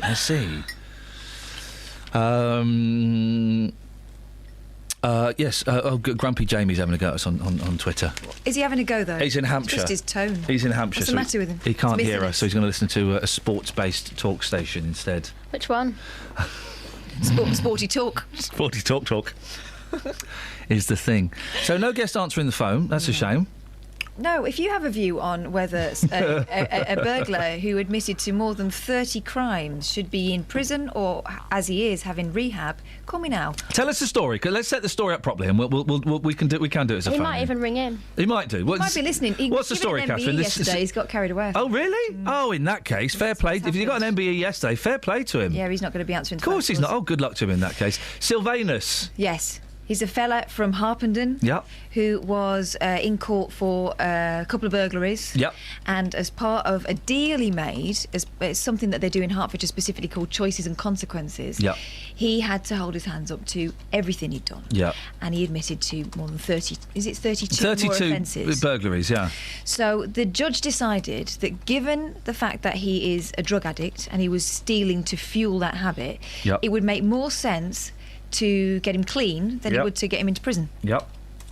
Your thoughts, please. And here's where I see the problem is, and I can see an obvious glaring mistake here. You can't force someone to get clean. Well, there are two glaring mistakes. You can't force someone to get clean, and I know plenty of people who have hit what many would consider, they've lost their wives, their jobs, they've almost died. There wasn't enough for them to stop, and people saying, "You've got to stop. You're going to die. You've got nothing left tomorrow." So you can't force them. But the other thing is that this drug rehabilitation should surely be available in prison. And it is in some prisons to a certain extent. Depends how long you're in for, though, doesn't it? I think it does, and it depends on what the prison's attitude is towards it, and funding as well, although lots of free groups go into prisons. But then again, prison can also be a great way of starting a drug habit, can't it? Yeah, it can be. But the drug rehabilitation, they should invest money in drug rehabilitation in prisons because it would ultimately save money. If you get people clean in prisons, then it would save money. But a fella that's done 32 robberies, broken into 32 houses, I mean, I'm all for rehabilitation and alternative treatments in this case, this kind of case, but he's destroyed. He's significantly impacted on 32 families, and it would appear that he's getting off with it. I don't know. Your thoughts, please. 08459 455 555. Yeah, rehabilitate the fella. But when they've done as many crimes as that, surely you have to rehabilitate them and combine that with punishment, don't you? 08459 455 555. You can text as well, 81333. Start your text 3CR. Travel news for beds, cards and bugs. BBC Three Counties Radio. The A10 Link Road eastbound between the A10 and Hoddesdon is still closed because of the earlier lorry fire and emergency repairs going on, so it's closed eastbound from the Hoddesdon roundabout towards the Sun roundabout. In Aston Rowans on the B4009, that's been partially blocked by an accident in both directions between the M40 junction 6 for Watlington and the A40 where it goes under the M40. In St Neots on the A1 southbound, it's very slow around the Black Cat roundabout, and also on the A428 eastbound in St Neots, that's stop between the Barford Road and the B1040 according to the speed sensors. On the motorways, the M1 southbound's very slow from junction 10 for the Luton Airport Spur Road towards junction 9 for Redbourne, and on the M25 it's slow from junction 21 for the M1 towards 19 for Watford. On the train, Southern services are reporting half-hour delays because of a signalling problem at London Bridge. Samantha Bruff, BBC Three Counties Radio. Across beds, hearts and bugs. This is BBC Three Counties Radio.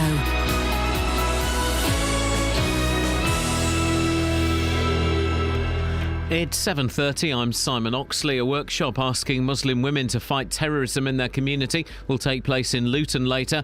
The Making a Stand event is just one of a number taking place across the country. A burglar from Harpenden who admitted more than 30 offences has avoided a jail sentence by agreeing to take part in rehabilitation. The A10 link road at Hoddesdon remains closed this morning following yesterday evening's crash involving a lorry and 2 cars. The new rules are to be announced, making it easier to prosecute firms responsible for cold calls. There were more than 175,000 complaints about nuisance calls and text messages last year, but only a few prosecutions. 3 Counties Sports. BBC 3 Counties Radio.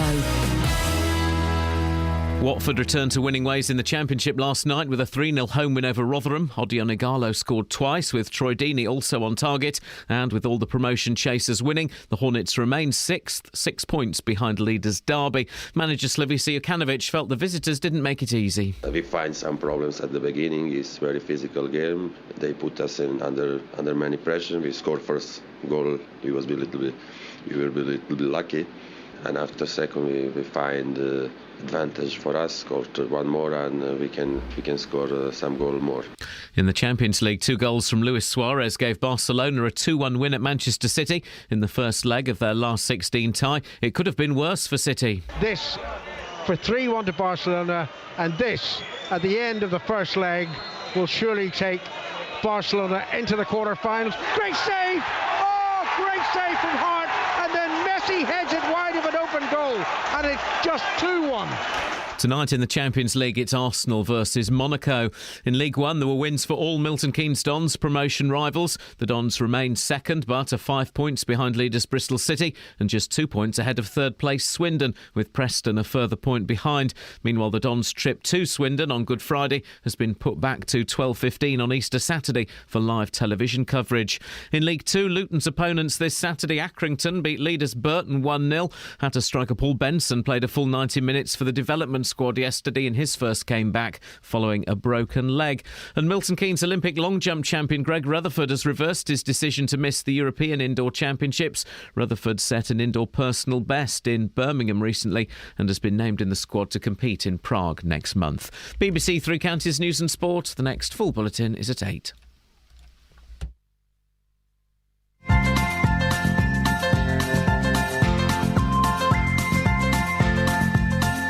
There's a voice that keeps on calling me.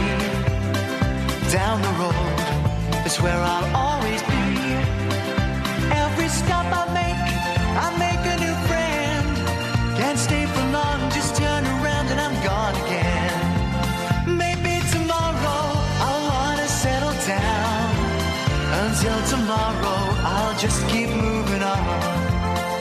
Down this road that never seems to end. When new adventure lies just around the bend. So if you wanna join me for a while, just grab your hat, come travel light, that's hobo style. Maybe tomorrow I'll wanna settle down. Until tomorrow, the whole world is my home. So if you wanna join me for a while, just grab your hat, come travel light, that's hobo style.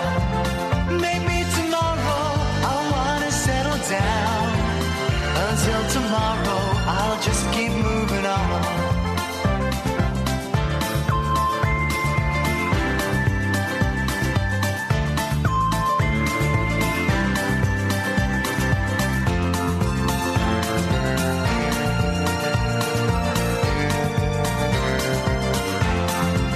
Maybe tomorrow, I'll wanna settle down. Until tomorrow, I'll just keep moving on.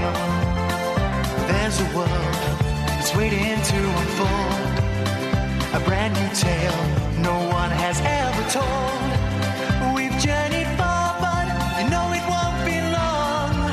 We're almost there and we've paid our fare with a hobo song. Maybe tomorrow I'll wanna settle down. Until tomorrow I'll just keep moving on. So if you wanna join me for a while, just grab your hat, come travel light, that's hobo style. Maybe tomorrow I'll find what I call home.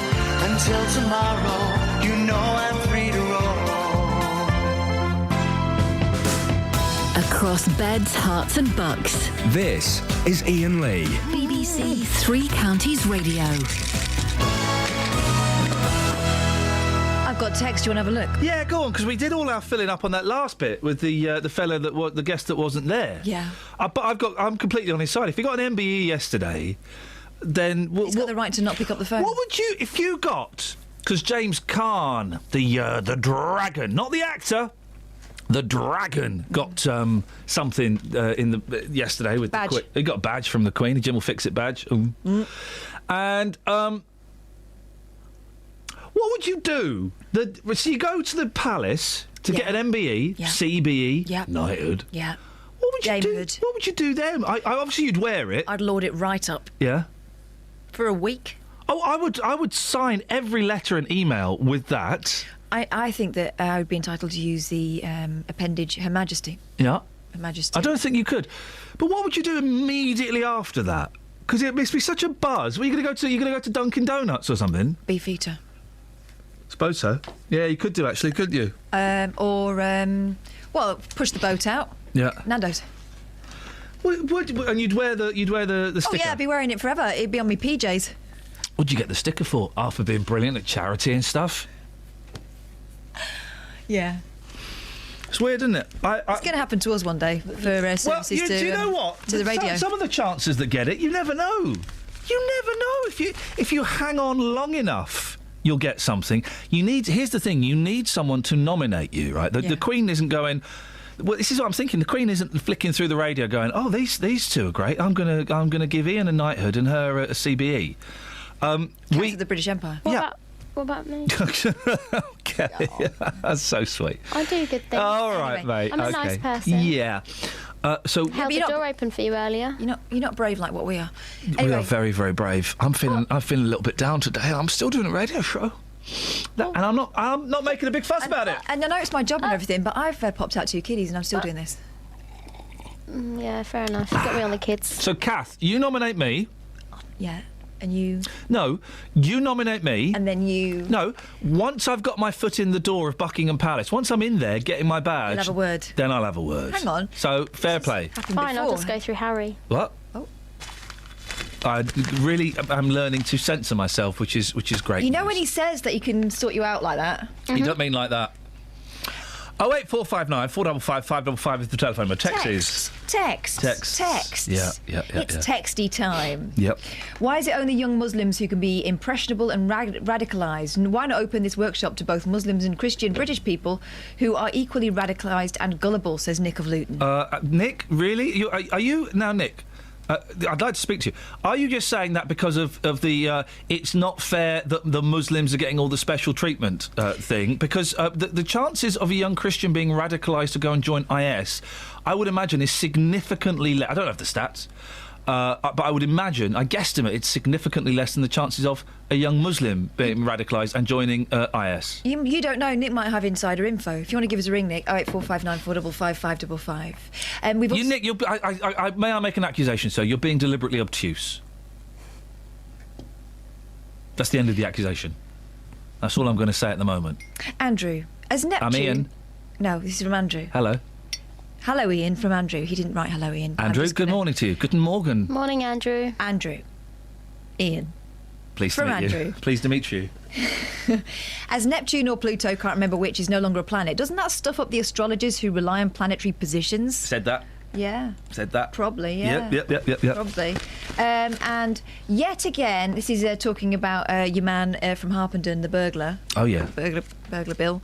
Andy from Leighton Sylvanus. Buzzard. Yes. And sorry, Burglar Bill, I didn't mean about you. We know you've changed your ways.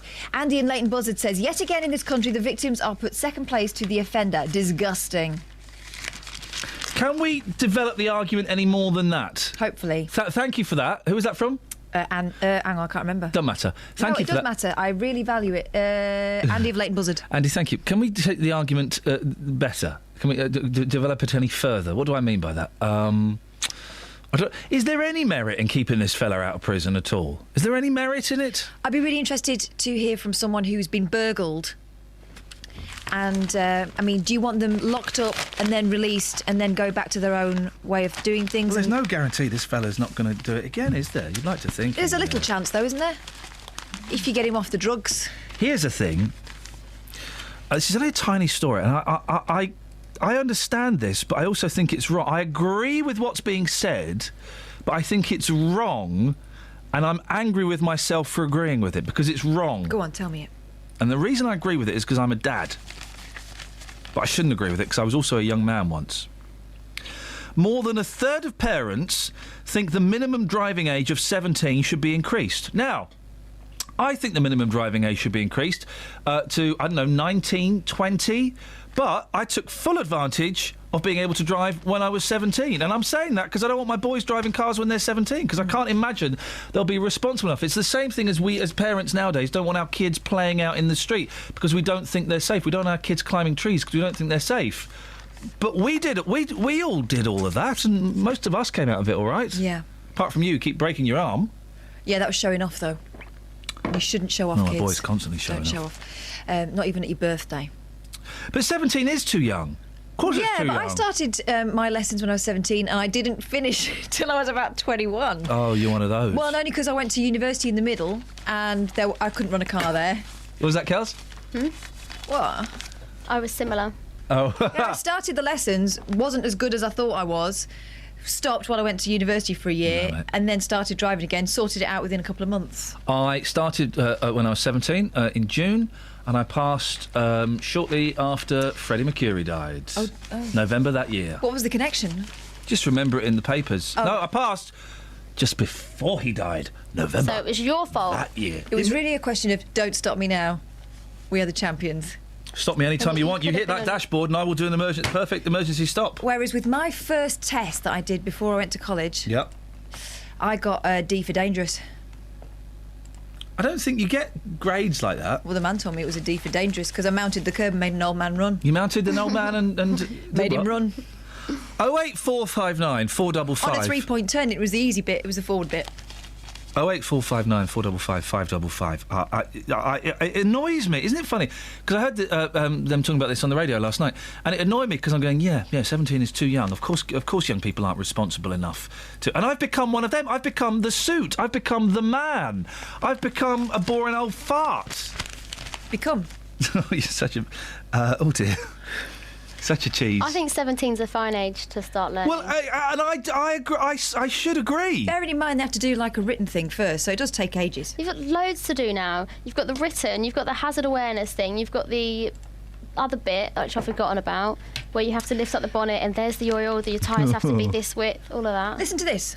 Mm. My friend from Chile. Oh, mate, you keep going on about her. No, but this is an interesting thing. She's your Daisy.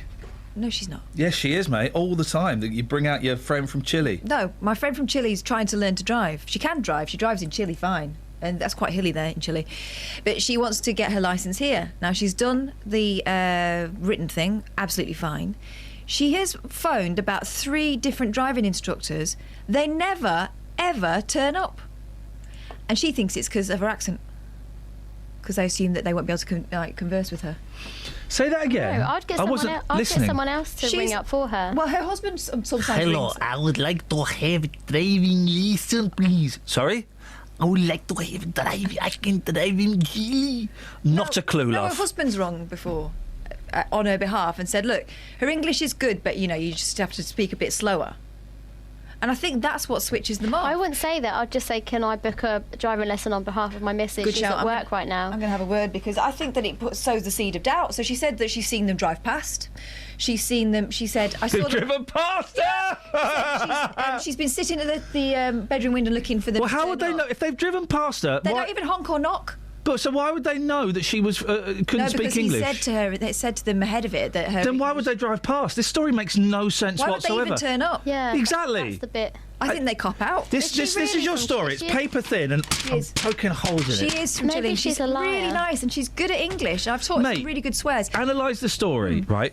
Why would they even turn up if they weren't going to bother with the lesson? She doesn't understand. They probably don't have knockers or doorbells in Chile. They just like people. There's not knockers in Chile. What are you talking they about? just live in barns, and people just want. Hey, I come for the driving lesson, and she's expecting that, and they're sat out there patiently waiting. Do you think it's because they neither honk nor knock anymore? If you're a driving instructor, do you honk or knock? I got an email from Paul here. Paul, I don't think I can help you with this. Iain, I was just listening to The Littlest Hobo and my boss came in and started talking to me. I had to turn the radio down. I'm going to need you to play it again, please, or I won't be able to continue. Paul making optics in Stevenage. Stop. He's putting the responsibility on you. Did you not read Russell Grant? Yeah. Travel news for beds, cards and bugs. BBC Three Counties Radio. The A10 Link Road in Hardyston is still closed eastbound between the Hardyston roundabout and the Sun roundabout, so it's affecting people travelling from the A10 into Hardyston because of an accident earlier on, and there's emergency repairs and inspection work going on there at the moment. In Aston Rowant on the B4009, that's now reopened in both directions between the M40 junction 6 for Watlington and the A40. In St Neots on the A1 southbound, that's very busy around the Black Cat roundabout, and looking at the motorways, the M25 anti-clockwise is slow between junction 21 for the M1 and 19 for Watford. On the trains, Southern are reporting the half-hour delays and cancellations across the network because of a signalling problem at London Bridge and 2 broken down trains. Samantha Bruff, BBC Three Counties Radio. That's what I'm talking about, Sammy. That's what I'm talking about, travel. 7:46 or thereabouts, Wednesday the 25th of February. I'm Iain Lee. These are your headlines on BBC Three Counties Radio. A workshop asking Muslim women to fight terrorism in their community will take place in Luton later. A burglar from Harpenden who admitted more than 30 offences has avoided a jail sentence by agreeing to take part in a rehabilitation programme. And families in Hertfordshire are being offered money to provide a home for mental health patients. We'll find out more about that in a second. Let's get the weather. Here's Kate.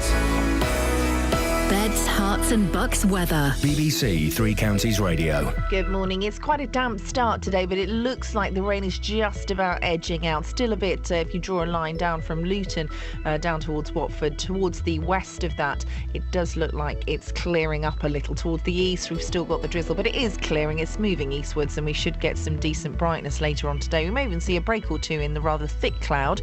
We should see maybe a glimmer of sunshine. Now, it's also brought in some milder air, so it's going to feel quite nice in the sunshine. Maximum temperature 10 Celsius.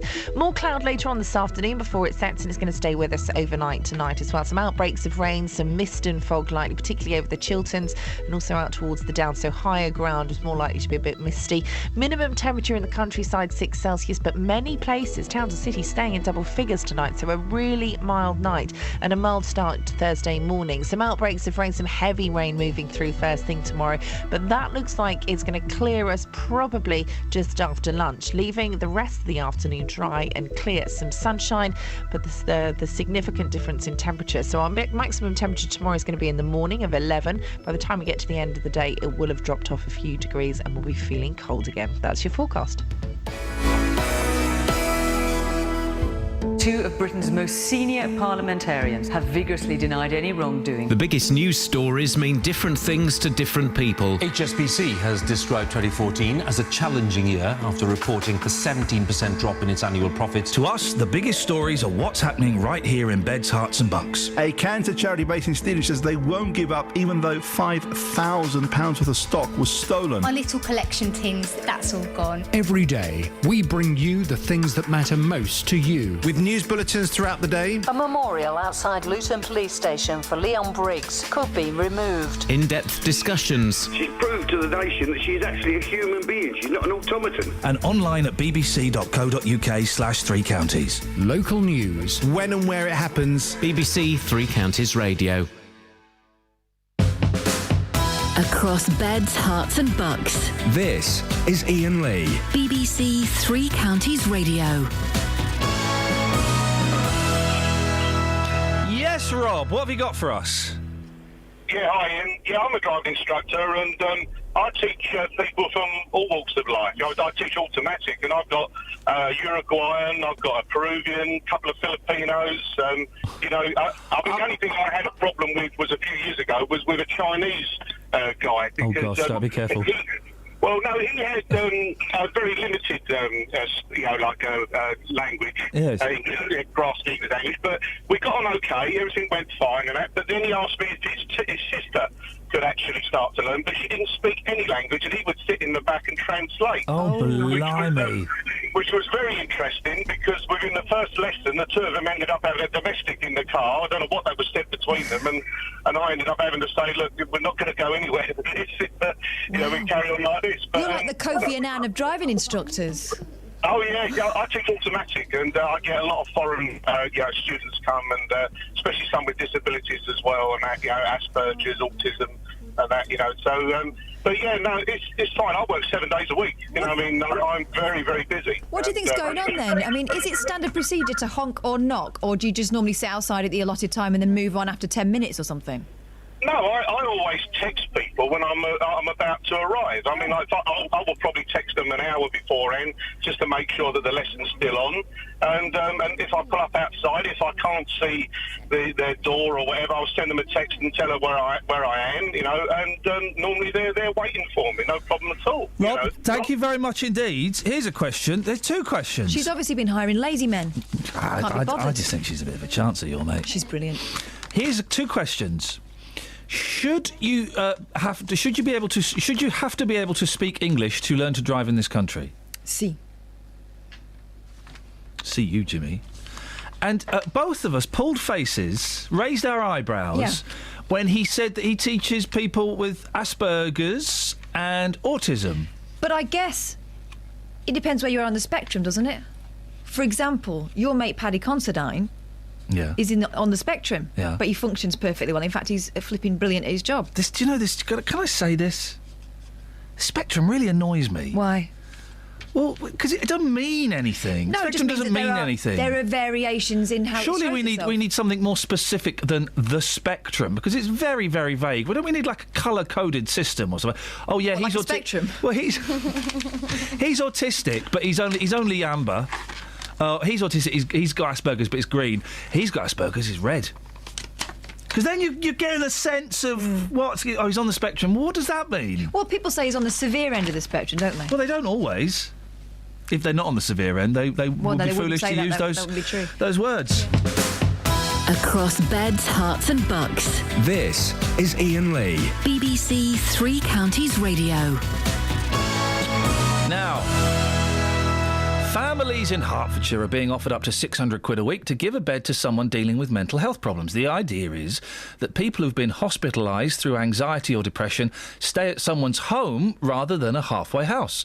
Well, Sarah Biggs is from the Hertfordshire Partnership University NHS Foundation Trust. Morning, Sarah. Good morning. How would this work?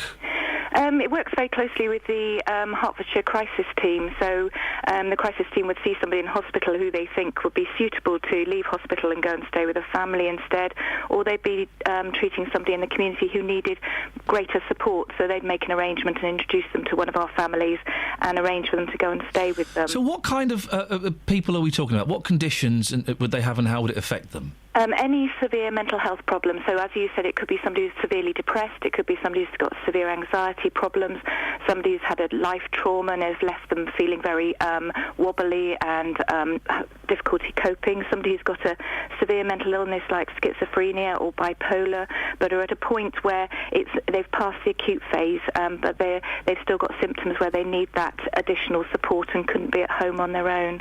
Now, there will be some Daily Mail readers listening, unfortunately, who will have the knee-jerk reaction. Someone with schizophrenia and bipolar? That can't be safe, surely.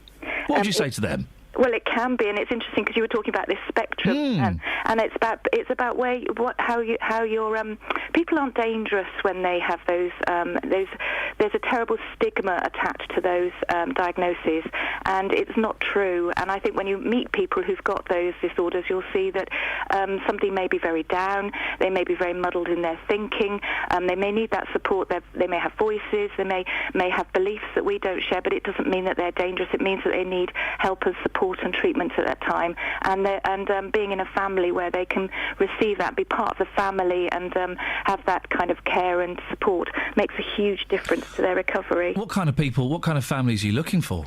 When I say families, it doesn't need to be the traditional family. It would have to be a household that doesn't have children in it, because that makes life too complicated. Right. So often the people we've got are people who've maybe their children have left home. So it could be a couple, it could be a single person, but somebody maybe who's had their career but still has lots of life left in them and wants to do something, is interested in supporting people in this sort of way. And they've got space and time in their house. They've got a room, but they've also got time to spare to be able to be with these people and support them. And what would be expected of these families? What would they have to do? Oh, it's a bit like, just say you went to stay with some friends at the weekend, so you'd expect them to be round, you'd expect them to feed you, they would give you a nice bed and room to spend time in. They'll include you in their activities. They might help you to keep your hobbies going. You might be involved in what they do in their household every day, or you might not. So it's about they have to sort of guest them. They're hosts to these people, so they're looking after them. For, they're welcoming them into their house and looking after them for the time that they're there. Sarah, nice to talk to you. Thank you, Sarah Biggs from Hertfordshire Partnership University NHS Foundation Trust. I'm moving on just on to speak to Mary Mitchell from Stevenage. Mary, you took someone into your home, didn't you? I did, yes. What was their condition and why did you do it? Well, I've had various conditions. I'm actually on my 19th person to be in my home since we started the scheme 3 years ago. I've had schizophrenics. I've had people who are just depressed. I've had people who've had something traumatic happen in their life that has made them feel as though they can't cope. And I bring them here, treat them as part of the family, and just try and motivate them into perhaps doing things for themselves, especially if they've been on the ward for quite a long time. Have you got someone with you now? I have. And obviously don't give us too many details. Is it a man or a woman? A lady. So you've got a lady staying with you? Yeah. Supposing this person wants to isolate, because I quite often with some of these mental conditions, someone just wants to stay in bed and hide and isolate. How would you get around that without being irritating? Well, I always check in the mornings and sort of say, I'm just going to do breakfast. Are you coming down, or are you quite happy to stay up here? Make sure that they're always fully aware that there's someone here if they're needed. Yeah. So if they're staying in their room sort of 24 hours a day, then obviously they need a bit more help. I just try and get them to join in whatever I'm doing. If I'm going shopping, come with me. If I'm going to the pictures, come with me. If I'm going out for a meal, come with me. And they have the choice, which they don't have when they're in hospital. How long do they stay with you for, on average? It varies. I've had people that come for a week or a fortnight, but I've had other people who have actually been with me sort of 6 to 8 weeks. And when they leave, do you notice an improvement, a difference? That is the pure joy of doing this. When they first come, they always look a bit nervous, which they would be coming into a strange person's house and a strange person. When they leave, if there's a smile on their face, you know that you've done some good. What's for breakfast this morning, Mary? What's for breakfast? Yeah. Bacon and egg. We'll be over just after 9, is that all right? Okay. Mary, nice to talk to you. Good work. Thank you very much indeed. Bacon and egg. 08459 455 555 is the phone. She was a nice lady, wasn't she? Really nice. Wasn't she a nice lady? 81333. Start your text 3CR if you want. You can also tweet us at Iain Lee or at 3CR Kate. Let's get a bit of travel, shall we? Travel news for beds, cards and bugs. BBC Three Counties Radio.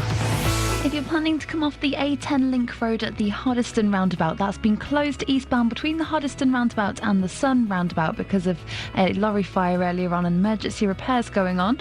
On the A1 southbound at St Neots, that's looking very slow between the Great North Road and the Black Cat roundabout. And in Aston Rowant on the A4009, that's all moving again in both directions between the M40 junction 6 for Watlington and the A40. On the motorways, though, it's starting to look very busy on the M1 southbound between junction 10 for the Luton Airport Spur Road and 9 for Redbourne. The M25 anti-clockwise has queues between junction 21 for the M1 and 16 for the M40. And on the train, Southern services are reporting half-hour delays and some cancellations because of a signalling problem at London Bridge and 2 broken down trains. Samantha Bruff, BBC Three Counties Radio. Thank you very much indeed. 08459 455 555.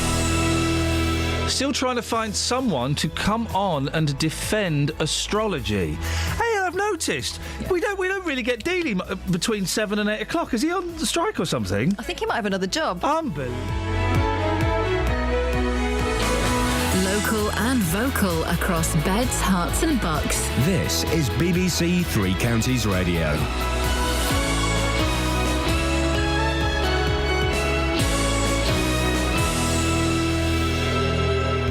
It's 8 o'clock. I'm Simon Oxley. The headlines: anti-terror workshop for Muslim women in Luton, prolific Hertfordshire burglar escapes jail, and Watford back to winning ways. BBC Three Counties Radio. A workshop asking Muslim women to fight terrorism in their community will take place in Luton later. The Making a Stand event is just one of a number taking place across the country. Sarah Khan is from campaign organisers Inspire. One of the response we had from women was, look, please come into our area because we know there are more women that want to hear what you're saying and want to know how they can protect their children from being preyed on. And as we've seen just this last week with these 3 girls, this sentiment of we understand that there's a problem and we want to do something about it. So this is part of a campaign that we're taking across the UK. We're going to 9 different cities and today we'll be in Luton. A burglar from Harpenden who admitted more than 30 offences has avoided a jail sentence by agreeing to take part in rehabilitation. 31-year-old drug addict Sylvanus Mason was told by a judge at St Albans Crown Court that he was being given a chance to turn his life around as part of Hertfordshire's Choices and Consequences programme. These people in Harpenden don't agree. He should be going to prison. You know, if you commit crimes, he's put 32 houses in misery. There's got to be a better outcome, and prison has to be the only suitable option, I would say. 32, yeah, means 32 times he done it intentionally, yeah, so he should go to the jail. The A10 link road at Hoddesdon remains closed this morning following yesterday evening's crash involving a lorry and 2 cars. The crash happened just after 6:30pm. The lorry caught fire. Hertfordshire police say safety checks have to be carried out on a bridge which was struck. The road could be closed until at least 8:30. New rules are to be announced, making it easier to prosecute firms responsible for cold calls. There were more than 175,000 complaints about nuisance calls and text messages last year, but only a few prosecutions. Police are making a fresh appeal for witnesses after the death of a man following a crash on the M1 in Hertfordshire on Sunday morning. The man in his 60s, who died in hospital on Monday, was a passenger in a Renault Clio which was in collision with a Vauxhall Astra just before the turn-off for the M25. A second passenger, a woman in her 50s, remains in a critical condition. Families in Hertfordshire are being offered money to provide a home for mental health patients. Health bosses say the scheme is being used to reduce hospital admissions. More from Matt Lockwood. Families are being asked to provide a home for people suffering from conditions like acute anxiety and depression. Those running the scheme says people are screened before they're placed with a family to make sure they're suitable. In return, families are being offered £600 a week. Health bosses say they got the idea from France, and these people would otherwise be in hospital. In sport, Watford returned to winning ways in the Championship last night. Deeney takes a touch and might fall to Iain on his left foot, and Colin fumbles it, and Igalo is going to touch it home for a third goal. Odion Igalo in the right place at the right time. It's Watford 3, Rotherham 0. And in the Champions League, 2 goals from Luis Suarez gave Barcelona a 2-1 win at Manchester City in the first leg of their last 16 tie. The weather: rain clearing this morning, some sunny spells this afternoon, a maximum temperature 10 degrees Celsius. And you can get the latest news and sport online at bbc.co.uk/3 counties. Last hour of the show. Sing hosannas, everybody. So there's a Tory MP who says, what the hell are you two doing, you idiots? Why are you comparing the size of your feet? Yes. Why? Because I'm a 6 and she's a 3. I'm so trying to do a see if she flipping was- radio show I wanted here. to see if she was half the size of my foot. For crying out loud. Anyway. Across beds, hearts and bucks. This is BBC Three Counties Radio. It's a little bit distracting, if I'm honest. Don't look. Don't do it. Don't do it, isn't it? It was an experiment. Have we got any texts? Yes. Go on, what have we got? A burglar from Harbenden. I've never before considered that a burglar might be really posh, says Jack of Luton. Oh, I say, yes. I don't know whether he is posh. Is Harpenden that? It's not that posh there, is it? It's quite posh. Bits of it are But I posh. think there are ends. There are always ends. Anyway, what does it matter? He's a burglar. He's a burglar, isn't it? Hi, Ian. I'm no Russell Grant, says Pat of Houghton Regis. We know he's Pat of Houghton Regis. Yeah. But this burglar set free will rob again because this judge is on a different planet. I like it. I like your style, Pat. I need to go into therapy because I'm beginning to agree with Pat more and more often. I think we'd even enjoy each other's company. Now, an anti-extremism event for Muslim women is being held in Luton today. The Making a Stand campaign hopes the session will empower mothers and sisters to spot and prevent radicalisation. Professor Anthony Glees is Professor and Director for the Centre for Security and Intelligence at the University of Buckingham. Morning, Anthony. Good morning. Is this a good idea? Well, the way I look at this is as somebody who follows security policy, and I'm not very good when it comes to psychology, although, of course, psychology is an important part of the motivation that takes young British girls to be so-called jihadi brides. And for me, this is first and foremost a security issue, and first and foremost an issue, in the case of the girls who've gone off, the 50 to 70 who have gone off to the Islamic State, an issue for the counter-terrorist police and indeed for MI5 and GCHQ. However, there's a big however here. I do think that we are seeing something quite big happening in Britain's Muslim communities, and the movement called Inspire, which is led by, I think, rather a remarkable lady called Sarah Khan. Yeah, we spoke to her this morning, yes. Right, there you are. I think it is just possible that it may make an impact. Her line is really that British Muslim girls tend to be very repressed at home. Their mothers are repressed. They go on the social media websites and see that the Islamic State is able to groom them, to give them a sense of their own worth and value, and that literally seduces them to go off to be so-called jihadi brides. She also, Sarah Khan, makes the point that it's wrong to call them brides. I mean, the three most recent girls to go, two of them were 15, one of them was 16.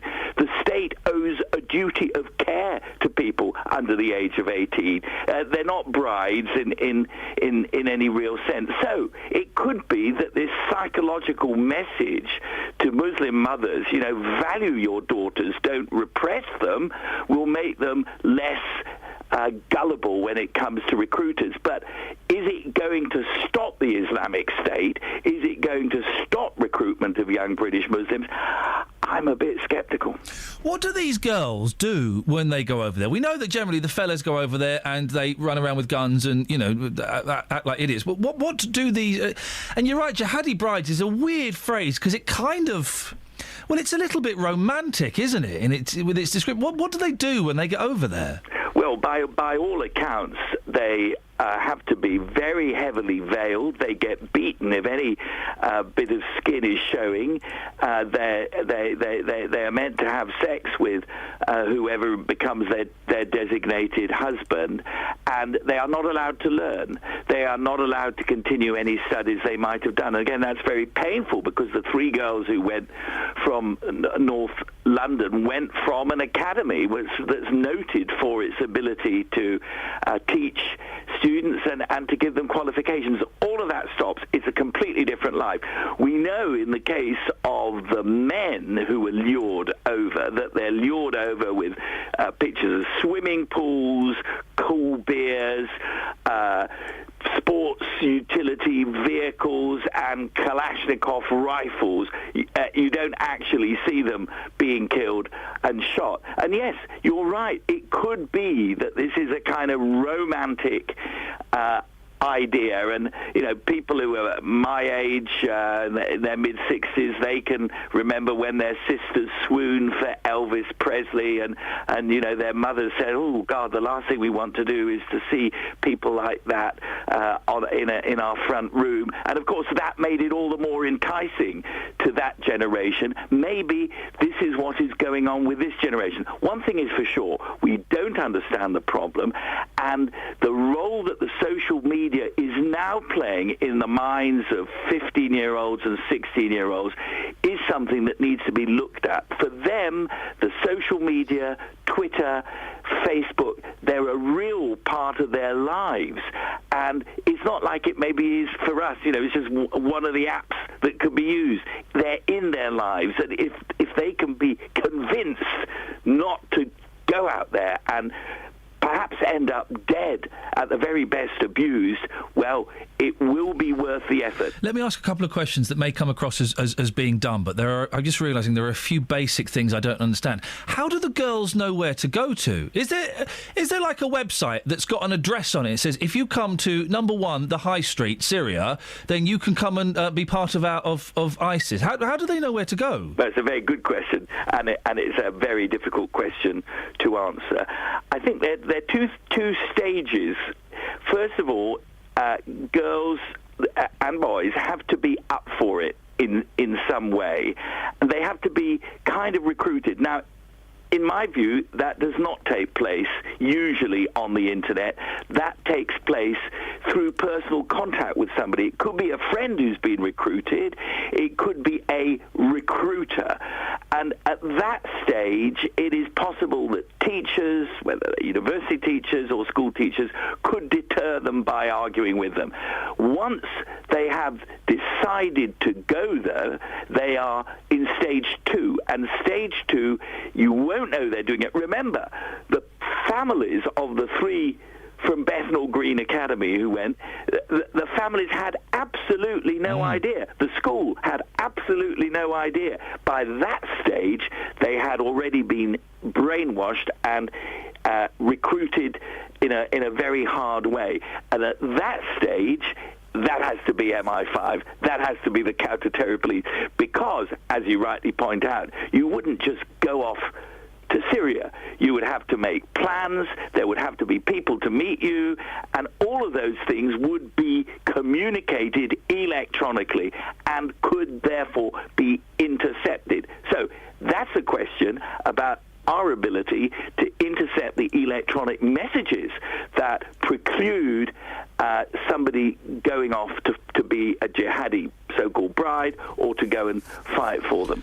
And then the question is, why haven't we? Why did we not pick up these messages? Are they on the dark web? Are they encoded in some way? We don't know. And also, why did we... I think we sent 3 Metropolitan Police officers over to Turkey. There was no purpose for that other than just looking like we were doing something. Well, they were never going to find those girls, were they? No. I mean, I think one's got to be... I'm somebody who has frequently called attention to the great successes that our intelligence and security community have had over the past 10 years. So I'm not a knocker, but... In the case of these girls, and indeed the jihadi brides, I think the Met has got a very serious case to answer. They knew, the 3 that went knew somebody who had already gone over. They were obvious targets, yet the Met dismissed them as potential jihadi brides, and also they weren't on any watch list. And yesterday evening I was doing a program on the BBC's Arabic service with somebody from Turkey, and he said, it's all the Met's fault. We didn't have any names. We couldn't stop them from coming if we didn't have any names. I said, hang on, here 2 girls, age 15 and one age 16. They turn up in Turkey. Why didn't you ask them, even if you didn't know they were? had no answer to that. So we have made a mistake. It will have to be looked at. We'll need better communications with the Turks, and anything that we can do to stop this wave of madness that seems to be sweeping through our country is worth trying. Anthony, always good to talk to you. I really appreciate your time. Professor Anthony Gleeson, Professor and Director of the Centre for Security and Intelligence at the University of Buckingham. And you hear him quite often on proper radio stations. He was on Radio 4 the other day. Well, I heard him on, I think it was PM, and I got all excited. Oh, I used to know him, so he's good. He likes coming on this programme. He's excellent, and I love having him on, because I can ask him questions that sound a bit dumb. But actually, I realise there's loads of this stuff that I don't know anything about. It's true, though, isn't it? I travelled on my own when I was 13, 14, and you stick out like a sore thumb. So if you're travelling to what is essentially a gateway to a war zone, why is no one noticing? 08459 455 555, and whether this Making a Stand campaign hosted by Inspire in Luton will have any effect or not, I don't know. But they're having a go, aren't they? They're having a go, and I was kind of a little bit dismissive of it yesterday when it was raised. But they're having a go. Their heart is in completely the right place, isn't it? So I wish them all the very best of luck, and hope it has some form of positive impact. 08459 455 555. Are you a believer in astrology? David Tredinnick, a Tory MP. And I think I do keep saying it's a Tory MP, a Conservative, because this is kind of something you'd associate with, the fringes of Labour, maybe a Lib Dem, or even the Greens. The Greens, are they still going? But it's a Conservative MP saying that if more people paid attention to astrology, it would save the NHS shed loads of money. Well, it's complete and utter nonsense, isn't it? 08459 455 555. Travel news for beds, cards and bugs. BBC Three Counties Radio. Between the A10 and Hoddesdon, the A10 link road is closed in both directions between the Hoddesdon roundabout and the Sun roundabout. That's because of the lorry fire there yesterday and emergency repairs and inspection work going on. In St Neots on the A1 southbound, that's looking very busy on the speed sensors between the Great North Road and the Black Cat roundabout. And in Marlow on the A404 northbound, that's very busy between Marlow Road at the Marlow Junction and the M40 Junction 4 for the High Wycombe Handy Cross roundabout. Into London on the A40 Western Avenue, that's looking very slow from the M25 through the Denham roundabout towards the Hanger Lane gyratory. And on the M25 anti-clockwise, there are queues from junction 21 for the M1 to 16 for the M40. On the train, Southern are reporting half-hour delays and some cancellations because of signalling problems at London Bridge and 2 broken down trains within the network. But there's no reports of any major delays showing up at the moment on the train departure boards. Samantha Bruff, BBC Three Counties Radio. Thank you, Samantha. 8:16, Wednesday the 25th of February. I'm Iain Lee. These are your headlines on BBC Three Counties Radio. A workshop asking Muslim women to fight terrorism in their community will take place in Luton later. Investigations are continuing into last night's crash on the A10 at Hoddesdon, in which a lorry caught fire. And a burglar from Harpenden, who admitted more than 30 offences, has avoided a jail sentence by agreeing to take part in a rehabilitation programme. BBC Three Counties Radio. Look at the shirt. Thanks. Look at the shirt. Thank you. You couldn't wear that on TV, could you? No, I tried once and they told me off. I said no. Did they really? Yeah. It's a shame because it's nice. It's a nice shirt stripe. Quite summery. Yeah. It's my Paul Ross shirt. You're feeling summery? Oh. Are you feeling summery? I'm feeling really tired and lethargic and old and past it. So I'm trying to fight that by dressing like summer. I see. And I had my smart boots on when I came out, my smart suede shoes, and I came out and it was raining, so I had to go and put my walking boots on. If you were ever invited to one of my luxury ploughman's barbecues, I'd like you to wear that shirt. Oh, yes. What's the address? Come on. We'll get back to you on that. We'll get back to you. We'll get back to you. Gosh, look at you, the royal we. Yeah, we will. What you got for us today? What's on your show? It's tasers again. Oh, yeah. But a slightly different angle on tasers this morning. You seen this story? Figures obtained by the BBC show that in 2013, 37 children aged 10 to 17 were stunned by police taser guns. Tasers were pulled on children a total of 431 times, but in 90% of these incidents, the threat of stunning was enough to resolve the situation. The youngest person a taser was aimed at was 11 years old. The youngest person to be stunned by the police, 14 years old. Well, David Blunkett, who introduced tasers, he's told the BBC that it was wrong to use a taser against an 11-year-old, and the police must return to traditional alternatives when arresting children this young. Well, from 9 this morning, I want us to debate this. Do you mind if the police taser children? Do you mind? Yes, I do. I think. Do you? Yeah, I think it's awful. Do I mind if the police fire electric charges into children? Yes, I do mind. I do. Yes, but they're not just going to do it willy-nilly, are they? I object to that. Yes. Those children would have to be doing something that is dangerous in order for them to be tasered. Yeah. Do I object? Sorry, what was is the question? Do I object to? Do you mind if the police taser children? Yeah, I do. I think it's outrageous. Yeah. Okay, so let me give you a scenario. Okay, let's go. Okay, let's play this game. Let's play the game. 13-year-old kid. Yeah. He's been doing drugs. Yeah.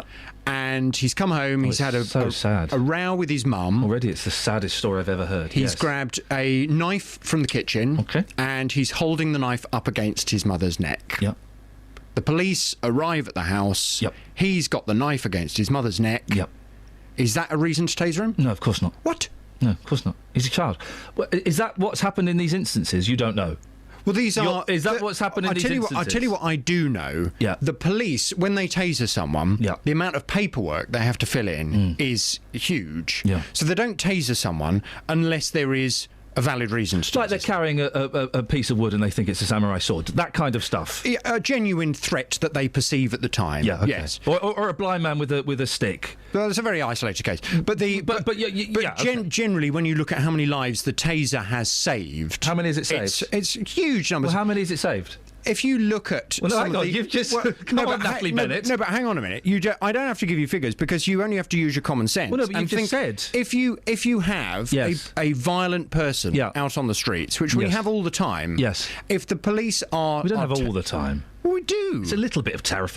You said when you look at the numbers of lives it saved, well, then what are the numbers? But you don't know, so you can't find out if you want those figures. We can get those figures. Find the number of lives that have been saved. I still don't think you can't raise a taser to an 11-year-old child. Why not? Because it's a kid, and what does that show us about how fundamentally flawed about our society? So what about if that kid is being dangerous? What about if that kid is walking through Luton Mall with a samurai sword? Oh, now you're being silly. No, I'm not being silly. There was a case of a 13-year-old doing just that. Well, you're not going to taser an 11-year-old. Was the 11-year-old? You don't know. The thing is with these instances, the 11-year-old, you don't know what was going on. The 11-year-old wasn't tasered, but the taser was drawn on the 11. The youngest person to be tasered was 14. Yeah, there is something fundamentally wrong with our entire system if the police are pointing dangerous weapons at 11-year-old children. I think it's outrageous. I don't agree at all. I know you don't agree. I don't agree. In fact, I don't care if the police are tasering anybody, no matter what age they are. If that person is being dangerous and is posing a threat to other people in society, I don't care if the police taser them. Gosh, dogs have been tasered, for goodness' sake. I couldn't give a stuff about dogs. But you could give a stuff against a 13-year-old, perhaps threatening his mother's life. What, more than a dog? Yeah, of course. No, but you're saying that 13-year-old shouldn't be tasered, even if it's going to save his mother's life. Well, no, there are other ways to deal with these situations. How? Well, I don't know. Maybe talking to them, or then maybe distracting him. What if by the time you've talked to him, he's cut his mother's throat? Oh, Jonathan! But the thing is, you're making that scenario up. That's not. You don't have evidence. But those are the kinds of things that can happen. Yeah. And actually, I have got evidence. There's a video that I used when I did my taser special of exactly that scenario. A 13-year-old chopping his mother's head off. He was 16. Well, then that's slightly different. But this is included in the figures. 16 is different to 13, significantly. Why is it different to 13 if the act is still the same? Well, no, because a 13, you cannot raise weapons towards children. Even if that weapon is going to be used either against the child themselves or against a member of their family? Yes. Well, I just don't agree. I know you don't agree. I don't agree. I know you don't agree. And that's because fine. if you if the police come in, they have a split second to make that decision. They haven't got time to sit there and think, oh, shall we have a chat about it and let's see if we can talk this chap out of cutting his mother's throat. If the taser doesn't work, then we should probably shoot the kid, shouldn't we? No, because there's a big difference between a taser and a gun. If the taser doesn't work, for whatever reason, that child still poses a threat. Let's get the gun out and put a bullet in his head. But then that would kill the child. A taser's not going to kill the child, is it? No, but you cannot. It's just a fundamental flaw with our entire system if we are raising weapons like that to 11-year-old children. Kids. 11-year-olds are kids, Jonathan. They're kids. Some of them don't behave like kids. Some of them behave like vicious little adults. I know. Well, then we shouldn't punish them with the threat of 50,000 volts through them. It's all well and good to sit in a radio studio and to say, oh, well, there are different ways of dealing with it. When you're the police, when you're being called to deal with these people there and then... Oh, come on. If the police can't deal with an 11-year-old, apart from shining a red dot on their chest, then the police... I've got no time for them. That is outrageous. But do you think the police want to taser 11-year-olds? I suspect some of them might want to, yes. Most police officers, they like you, they're parents, they've got children. They're not going to walk around willy-nilly tasering people, are they? Well, there's a reason for it. Not every time there's not. Well, from 9 this morning, we're going to see... who you agree with. Well, they'll all agree with you, of course they will. No, not necessarily. Well. I'll get it in the neck. Yeah. I don't care. 08459 455 555. Do you mind if the police taser children? Call 08459 455 555. BBC Three Counties Radio. Peter's in Walmer Green. Morning, Peter. Good morning. What have you got for us? What do you have a whinge about today? Well, I was listening to you talking about those 3 girls who went off to Syria. Oh, yeah. And I think it beggars belief that because they was quite intelligent students, that they didn't know the fact that they was going off to people who behead other people. Okay. So, why on earth are we rushing to get them back? They know what they're doing. They've been on the internet browsing, so I've heard, by different reports. Yes. Now, they're not stupid. They are doing something they want to do. And there is no doubt about it whatsoever. They must know the type of people they're going to. So I can't understand why we're saying we should have stopped them and all this sort of thing. Well, we should have. We should have stopped it happening. We should have stopped it going if we were able to.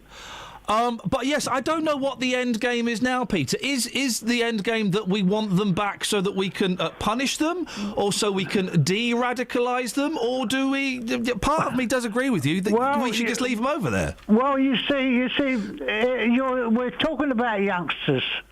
Now, if youngsters have got a society that they're not happy with, is alien to them, or is wrong, or is not looking after them, you'll get alienated youngsters. Yes. And you're just you always get alienated youngsters. But you're talking about the other aspect and all where youngsters get tasered. I'm talking about generally overall the situation. I went to London for the first time for years in an area, and I have never seen in an area in an area where I used to live, and I've never seen such surly people. Surly? They're not happy whatsoever. Where was this? What area? This was what used to be called Bethnal Green, or maybe Tower Hamlets. I think it's still called Bethnal Green, isn't it? Well, yeah. They are quite surly in I've been to Bethnal Green. Is used more often. Well, Tower Hamlets, they're very surly, yes. Yeah. But they never used to be. But how old were you when you used to live there? I lived there through the war years till I was about 22 or something like that. As a young person, you tend not to notice surliness. Well, there was a lot of laughter. Well, yeah, there is a lot of laughter when you're younger. Well, no, but there was a lot of laughter in the households too. Large families, very pleasant. Atmosphere was good, and that wasn't. I'll tell you what, it was noticeably not there. You could feel that the atmosphere was wrong. Yeah. And I know for a fact. Yeah. I asked some of the old cockneys I saw about. There aren't any old cockneys anymore. Oh, there are. There aren't any old cockneys in Tower Hamlets. There are grey-haired ones there. There's a costermonger on the main high road at Bethnal Green, and I asked them, and they said there's been more damage done to this area than Hitler ever did. Are you? Did you go and have pie and mash? Yes, 12 of us did. Aye, with a bit of liquor. Yeah, well, in Cookses down by London Fields, actually. Oh, yeah. And very good too. And I was very surprised that all the ones who met up all wanted pie and mash, because not all cockneys like pie and mash anyway. No. So but it was a great time. Did you have? Do you like Winkles? I used to like Winkles. I had a friend who used to sell them. Oh. I don't know if you remember the narrow way at near Mare Street, near Not a clue. near the Hackney Empire. Actually, yeah, I do know. I drove past Hackney Empire last week. Yes. Either side of the bridge, with the narrow way and the Amos Road, there was a cockle stall and a festival stall the other side. A festival stall? Yeah, they used to sell fruit and vegetables. And a festival stall? Fruit and vegetables. But you called it a you mean vegetable stall? Fruit and vegetables. Yeah, I know, but I thought you said festival stall. Well, no, I didn't. I said vegetable, actually. Okay, but when I said festival, you said yeah.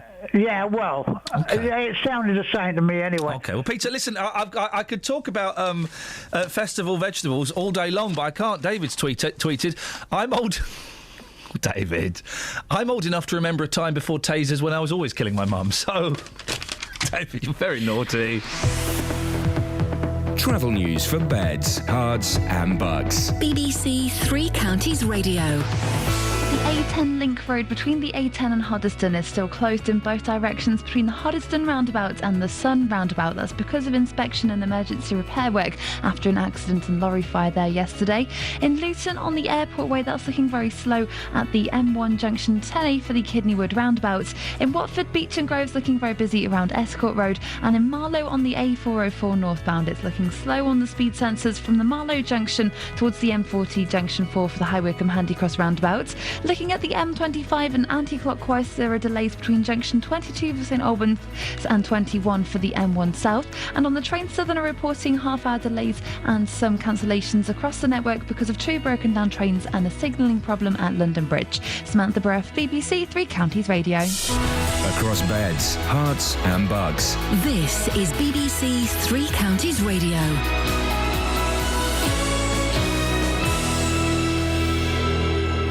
It's 8:30. I'm Simon Oxley. Hertfordshire Police have confirmed that a lorry driver was killed in last night's crash on the A10 at Hoddesdon. The incident, which also involved two cars, happened just after 6:30 and resulted in the lorry catching fire. A workshop asking Muslim women to fight terrorism in their community will take place in Luton later. The Making a Stand event is just one of a number taking place across the country. And a burglar from Harpenden who admitted more than 30 offences has avoided a jail sentence by agreeing to take part in a rehabilitation programme. Three Counties Sports. BBC Three Counties Radio. Watford returned to winning ways in the Championship last night with a 3-0 home win over Rotherham. Odion Ighalo scored twice, with Troy Deeney also on target. And with all the promotion chasers winning, the Hornets remain sixth, 6 points behind leaders Derby. Here's manager Slavisa Jokanovic. They play with many long ball. We try to stop this problem with a little bit different structure, little different players what I used last game. At the end we keep one clean sheet, scored 3 goals. We can score some goal more. In the Champions League, 2 goals from Luis Suarez gave Barcelona a 2-1 win at Manchester City in the first leg of their last 16 tie. It could have been worse for City, but Joe Hart saved Lionel Messi's late penalty, much to the relief of manager Manuel Pellegrini. Well, very important. I think it was a very important save because first it was a very unnecessary penalty. I think that we must control our emotion inside the box. That gives us more chances to try to win there in Barcelona. 3-1 is a very difficult a very difficult score to try to reverse, but I think that we can have more chances with that penalty.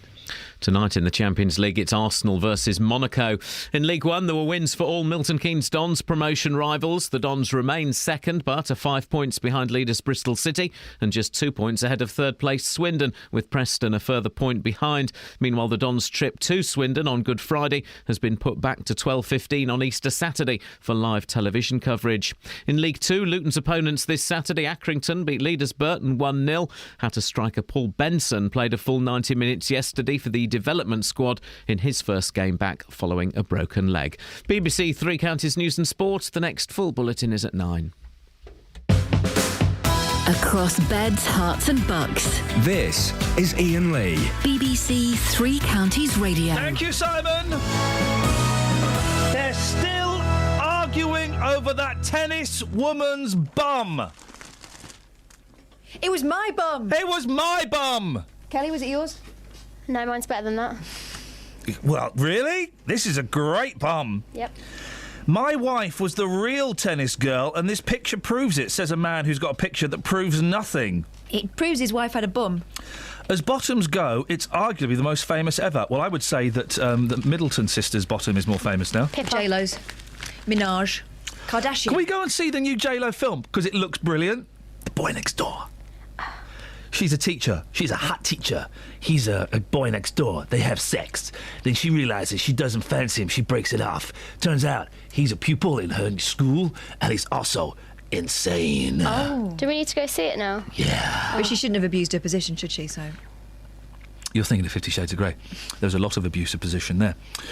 As bottoms go, it's arguably the most famous ever. But according... Do you want to go see the new J-Lo film, Dills? Too right as well. I would love to go and see that film. It looks erotic and fantastic. Honestly, I love Jennifer Lopez. Yep. I like some of her songs.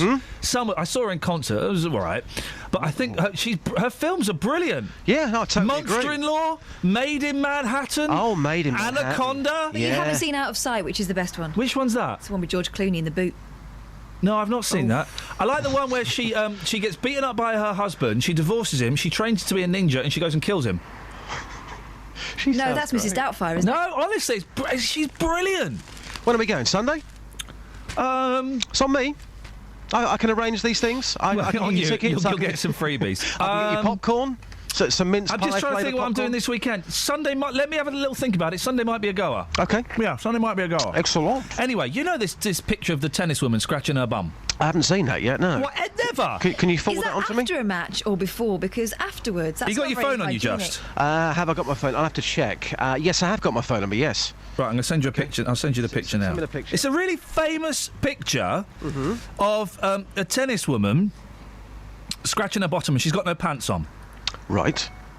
That's not it. Hang on a second. I'm just sending it to you now. Hang on. Anyway, so for ages there's been an argument as to whose bottom it was. And Peter Atkinson is saying it's his wife's bum. Right. For 25 years, he's been trying to prove that the Athena tennis girl is his ex-wife and not the model credited with raising the spirits of millions of adolescent boys since the 1970s. Wow, a bum mystery which has gone on for a quarter of a century. I've just sent you the picture. It should come through in a second. OK, I'll keep my eyes open for that one. Now, thanks to an old postcard, he says he has the evidence to... I mean, fair play. Is if that was his missus, then, you know, good luck to him. Whose bottom is he saying it is? He's saying it's his ex-wife's What's bottom. her name? Oh, hang on a minute. Because I've got an article where there's a woman saying it's hers. That's Fiona Butler. Yeah, but all the women are dead in this now. All the women are dead. It's called Fiona Walker.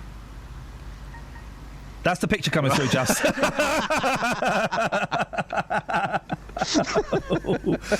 Okay. Yes, Fiona Walker. That would have been Fiona Butler. Saying, you got it, Just? It's just opening now. Oh, that's a nice one. Great tennis racket. Yes. Anyway, he's saying it's not her, it's his ex-wife, but all the women are dead. So, tragic. The curse of the Athena tennis poster, we could call it. It's a nice poster. Thank you, Justin. What have you got for us? I've got two things for you this morning. A double whammy. Oh. Yeah. That's to make up for you not being in the second hour, the middle hour? Well, kind of, yes. When we get the most listeners. Well, and no, I just think you should. That's not true. I think you should. Well, we get more listeners between 7 and 8 than we do between 6 and 7. Think about it. Mm-hmm. You but do not the math. between 8 and 9. 8 and 9's the peak hour.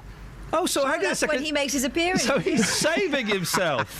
You're saving yourself. Correct. Outrageous. Well, about 10 to 8 this morning, I heard a great call, and you were asking off the back of it, is it absolutely essential that you speak English if you want to drive on our roads? Speak the English. Yeah, now, this you is... touch on my car, I smash your face. I've been out into the streets on this one.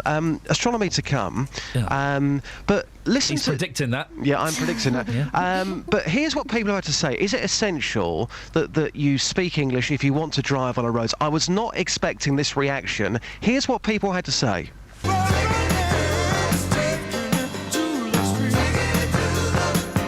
Taking it to the streets with J-Dog. Not necessarily, no. Really? Yeah, well, it's no different to if I want to drive in Europe. Have I got to speak the local language? Yeah, should be must speak English. Because, sometimes very wrong driving here, people. Yeah, didn't follow that road sign. No, I don't think so. I think we go abroad on holiday quite extensively and drive in other countries, and we don't speak their language.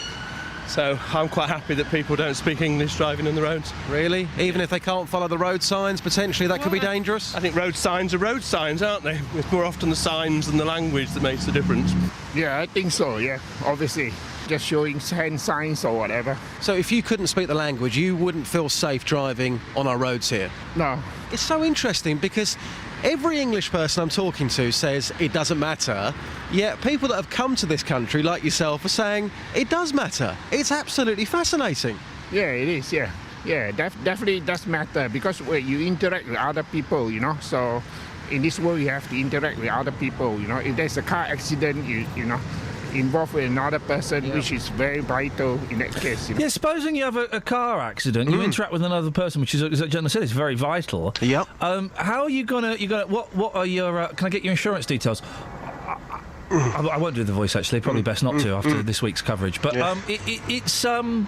there's going to be problems, aren't there? Yeah, I didn't think of that one. I mean, I was kind of basing it on road signs, but absolutely fascinating. English people saying, oh, it doesn't matter. People that have come to this country saying, yes, it is absolutely 100% essential. You need to speak English if you want to drive on a road. So I was shocked by that. Secondly... with the astrology? Yeah. Should we do that in a bit? What's up to you? Well, let's do it after... What's going on, mate? Breaking story. Guys, I've done nothing. Crimes against radio for the last 20 years. Let's save that for you get another crack of the whip. It's fine. Christian Grey. Can we not talk about that, please? Sorry? It's school run time. Is it? When did you become sensitive? I got a bit of a warning a couple of days ago saying, J-Dog, just ease off on 50 Shades. Between 6:30 and 7, do what you want, but between 8:30 and 9, peak time... Who said that, your mum? Yes. Wowzers. She said, look, just be careful, some of your aunties, they might be listening, and I don't want to know what goes on in your flat, and they don't want to know either, so just... Well, also, she's not finished the book yet, so she doesn't want you to spoil it. Justin, we'll speak to you in about 5-10 minutes. Cheers. Cheers, my dears. 08459 I'll spoil it, it's rubbish. 555 is the telephone number if you want to give us a call. There's a great picture. You've got to be careful with this. This happens quite a lot. Go on. In Latin countries. Where is the sun? Okay. There's my copy of the sun. Where have I put that? Hang on a minute, bear with me. And I was once doing the papers on Sky, and they wouldn't let me show a picture like this. I said it was an inappropriate picture to show. So why are you going to talk about it now? Because I think it's brilliant. It's the radio and you can't see the picture. I think it's brilliant. Go on. Right.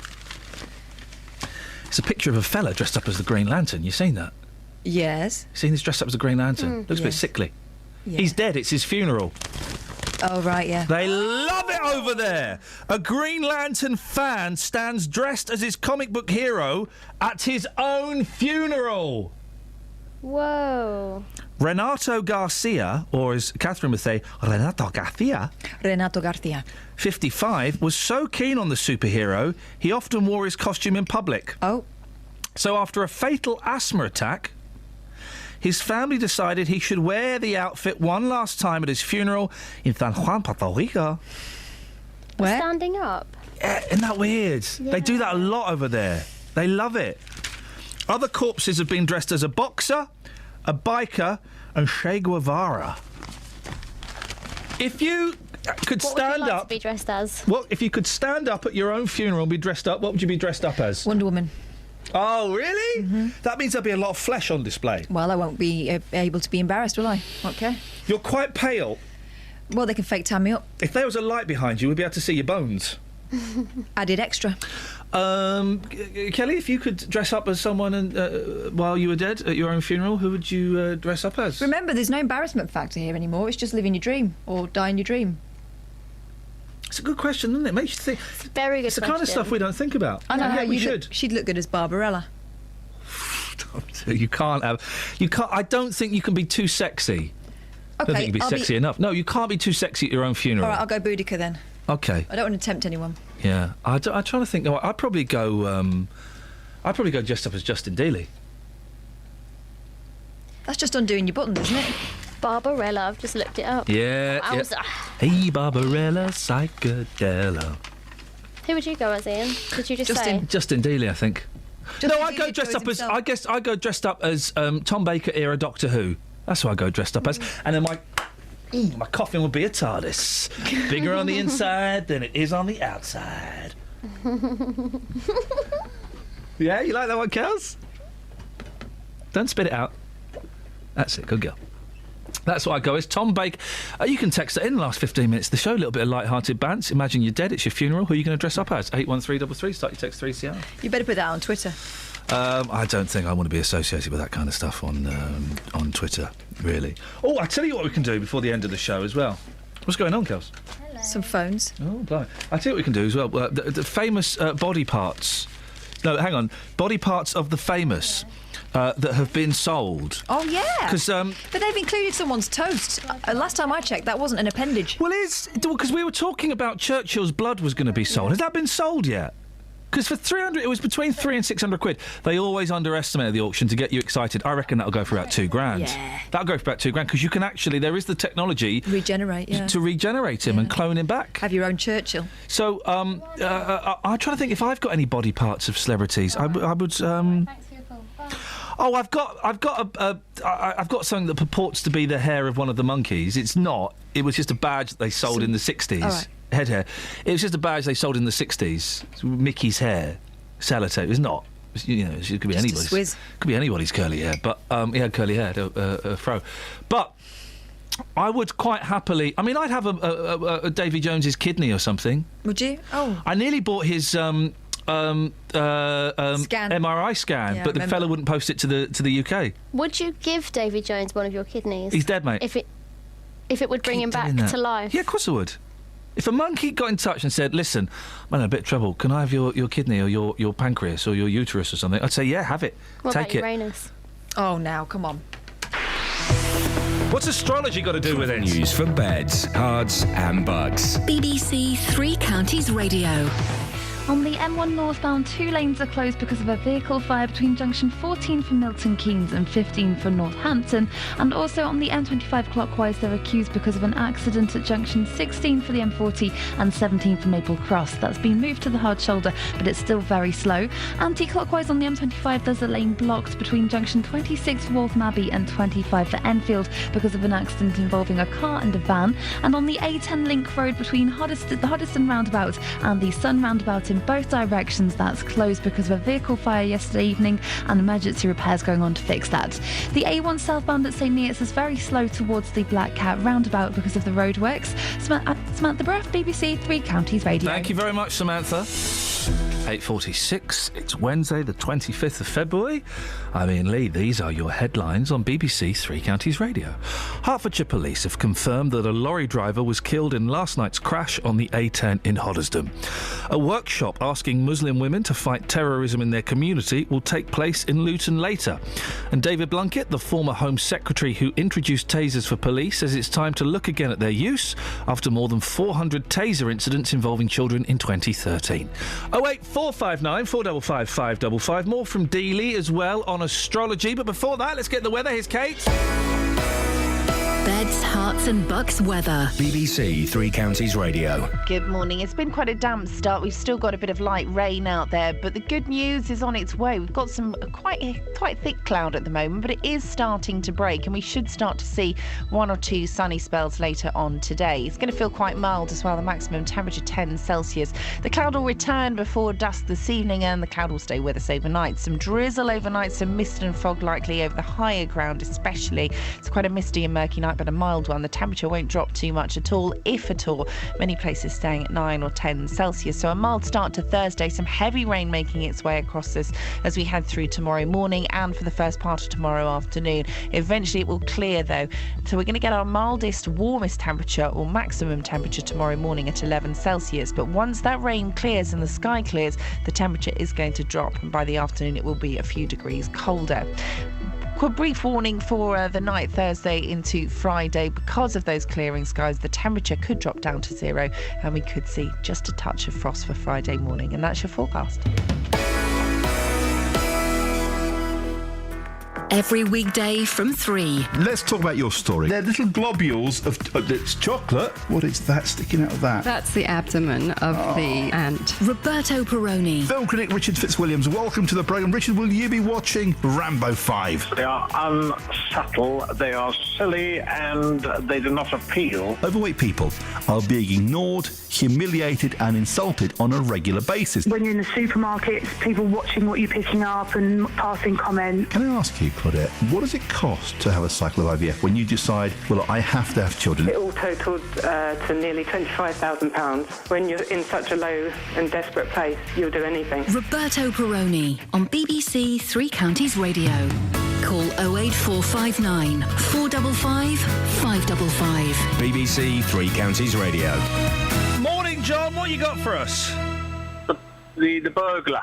Oh, yeah, he's... just remind us of this story, Catherine. What's the background to this? This is a guy who has kind of done a deal in court. He was up for a couple of burglaries, and as part of a deal, which meant that he would go into a rehab programme, he's admitted to 32 more.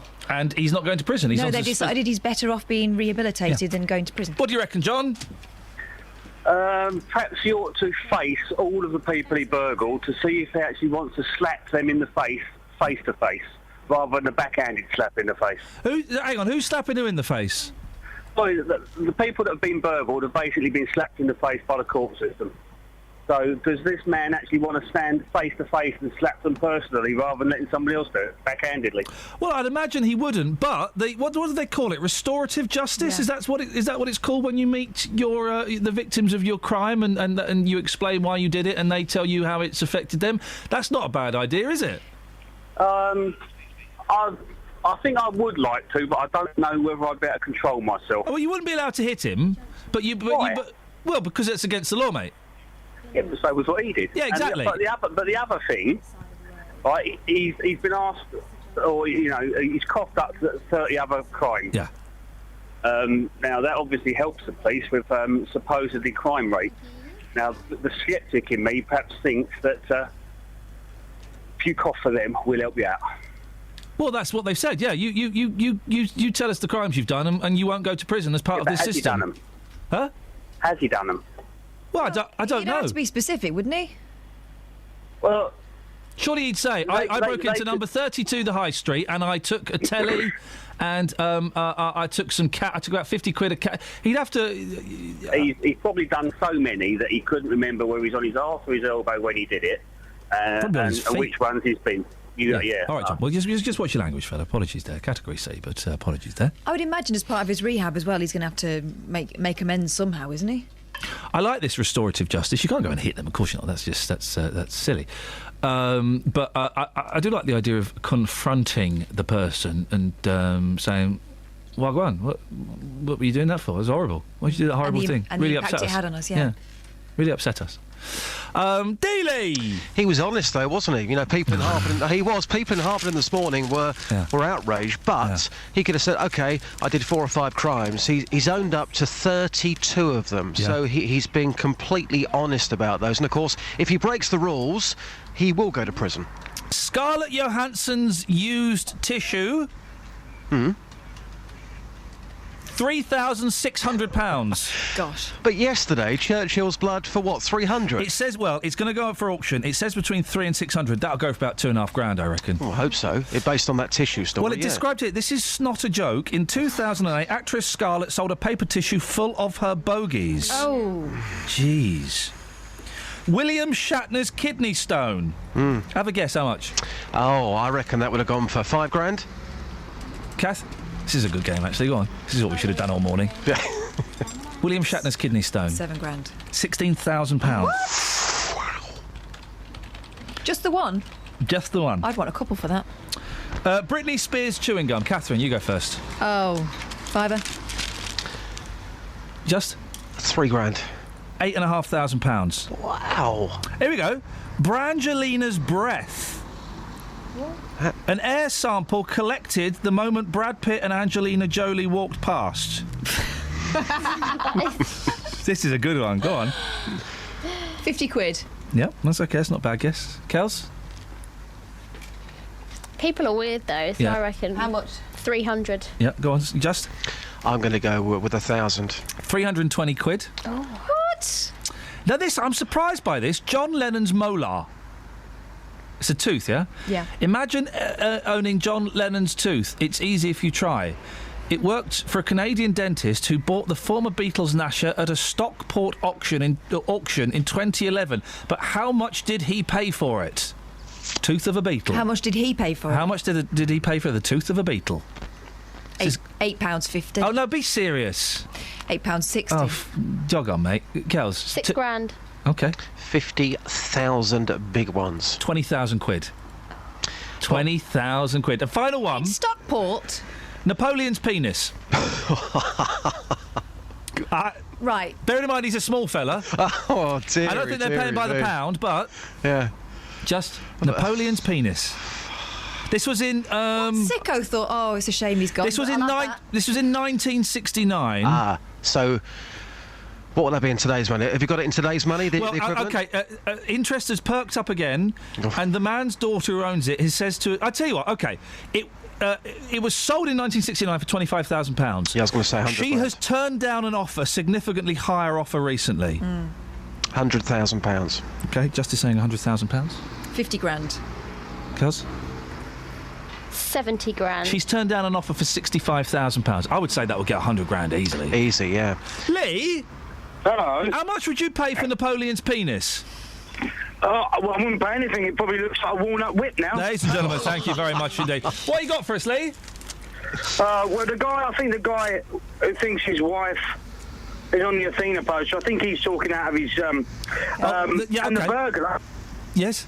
The burglar rehab, what are they going to do with the rehabilitation? They're going to walk him past some windows or stop him going in some doors or something? Ladies and gentlemen, Lee's here all week. Lee, thank you very much indeed. Boss, I had a dilemma 2 weeks ago. Yeah, go on. Thank you, Lee. I was in Nando's in Boreham Wood. Oh, yeah. EastEnders fans will be able to name him. The Ginger Kid. Yeah, he was sitting next to me. I didn't know who he was. I'm not a big fan of the programme. I thought he keeps looking at me. I thought he was something to do with Luton Town Football Club, but clearly not. He's in EastEnders. Yeah. And I then worked it out about 15 minutes later because people were going up to him. Yeah. But he finished his food. He walked away and he left his plates. There was a tissue there. Hey! Do you know what? I had that very conversation. Should I take that off the table and put it on eBay? You should have done for the big EE Live week. And do you know what? That's one of the biggest regrets in my life. You should have done. You could have made a few hundred quid out of that. I know.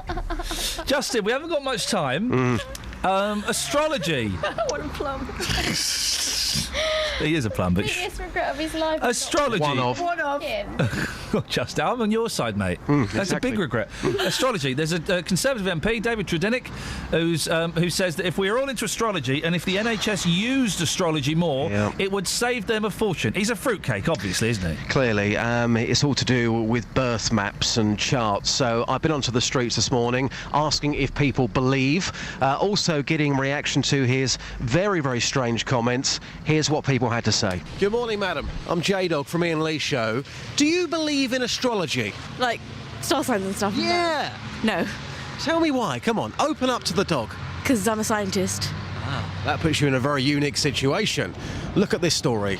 A Tory MP has claimed that NHS overcrowding could be solved by doctors using astrology to treat patients. You're a scientist. What do you think about that? I think that's ridiculous, and people go to doctors to get medicine, not fairy tales. What about your life expectancy map? That's all to do with the stars, isn't it? I think that's ridiculous. I think if you're meant to die, you're going to die, and some map isn't going to change that. As you're a scientist, can I ask you a question? Sure. Sometimes when I wake up, my vibe is really good. Sometimes I wake up, my vibe's not very good. Why is that? Levels of serotonin. You're laughing. Come on. You've got a beard. You're an intelligent guy. Yeah. Do you believe anything that he's saying here? Do you think he's talking sense in the slightest? Not in the slightest. I mean, as a member of Parliament, you'd think that someone would use a bit more judgment in their decisions. I think I doubt the veracity of it, really, actually, to be quite honest, yeah. It doesn't sound to me as though he's someone I'd want to vote for particularly. Wow, you got the intelligent green. That man used the word veracity. I'll have to look that up after the show. Where were you, outside the university? I was just hanging on the streets. Wow. Can I just make one... I would never tell you how to do your job, Justin. But here you go. Yeah, go on. Just one thing. I would prefer it, for legal reasons, if you didn't mention my name when you approach people. Why? Well, you're going up to people going, hey, man, I'm the J-Dog. No, don't say hey, man. All right, my darling, geezer. No, don't say hey, my darling. Geezer. I said, excuse me, madam. Open up to the J-Dog. Open up to the dog. I'm with Iain Lee. I don't want to be associated with you in that format. Well, also, you're using a stage name, J-Dog, and that wasn't your christened name, was it? Yeah. I mean, it nearly was, but then you're using his real name. So, Well, get a nickname then. No, I don't. No, I don't want... I'm not going to get a nickname just because you're a plum. Have a stage name. No, I don't want a stage name. I don't want you... You're just jealous that you haven't got one. I don't want you using my name when you're walking around, you know, with your arrogance on display. OK. It's just a small thing, mate. No probs. Yeah? Update, by the way, later in the week, Panther Watch.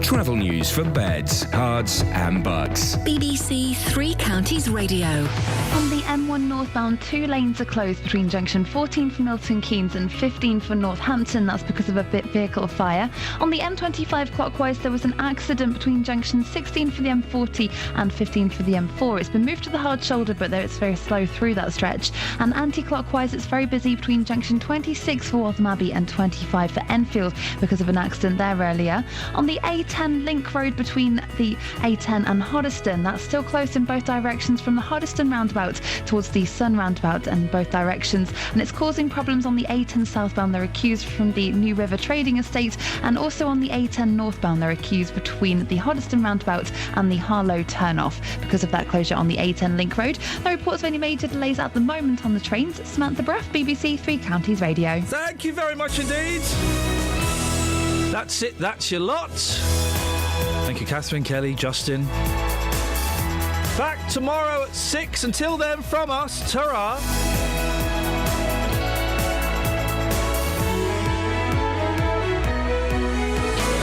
Local and vocal across beds, hearts and bucks. This is BBC Three Counties.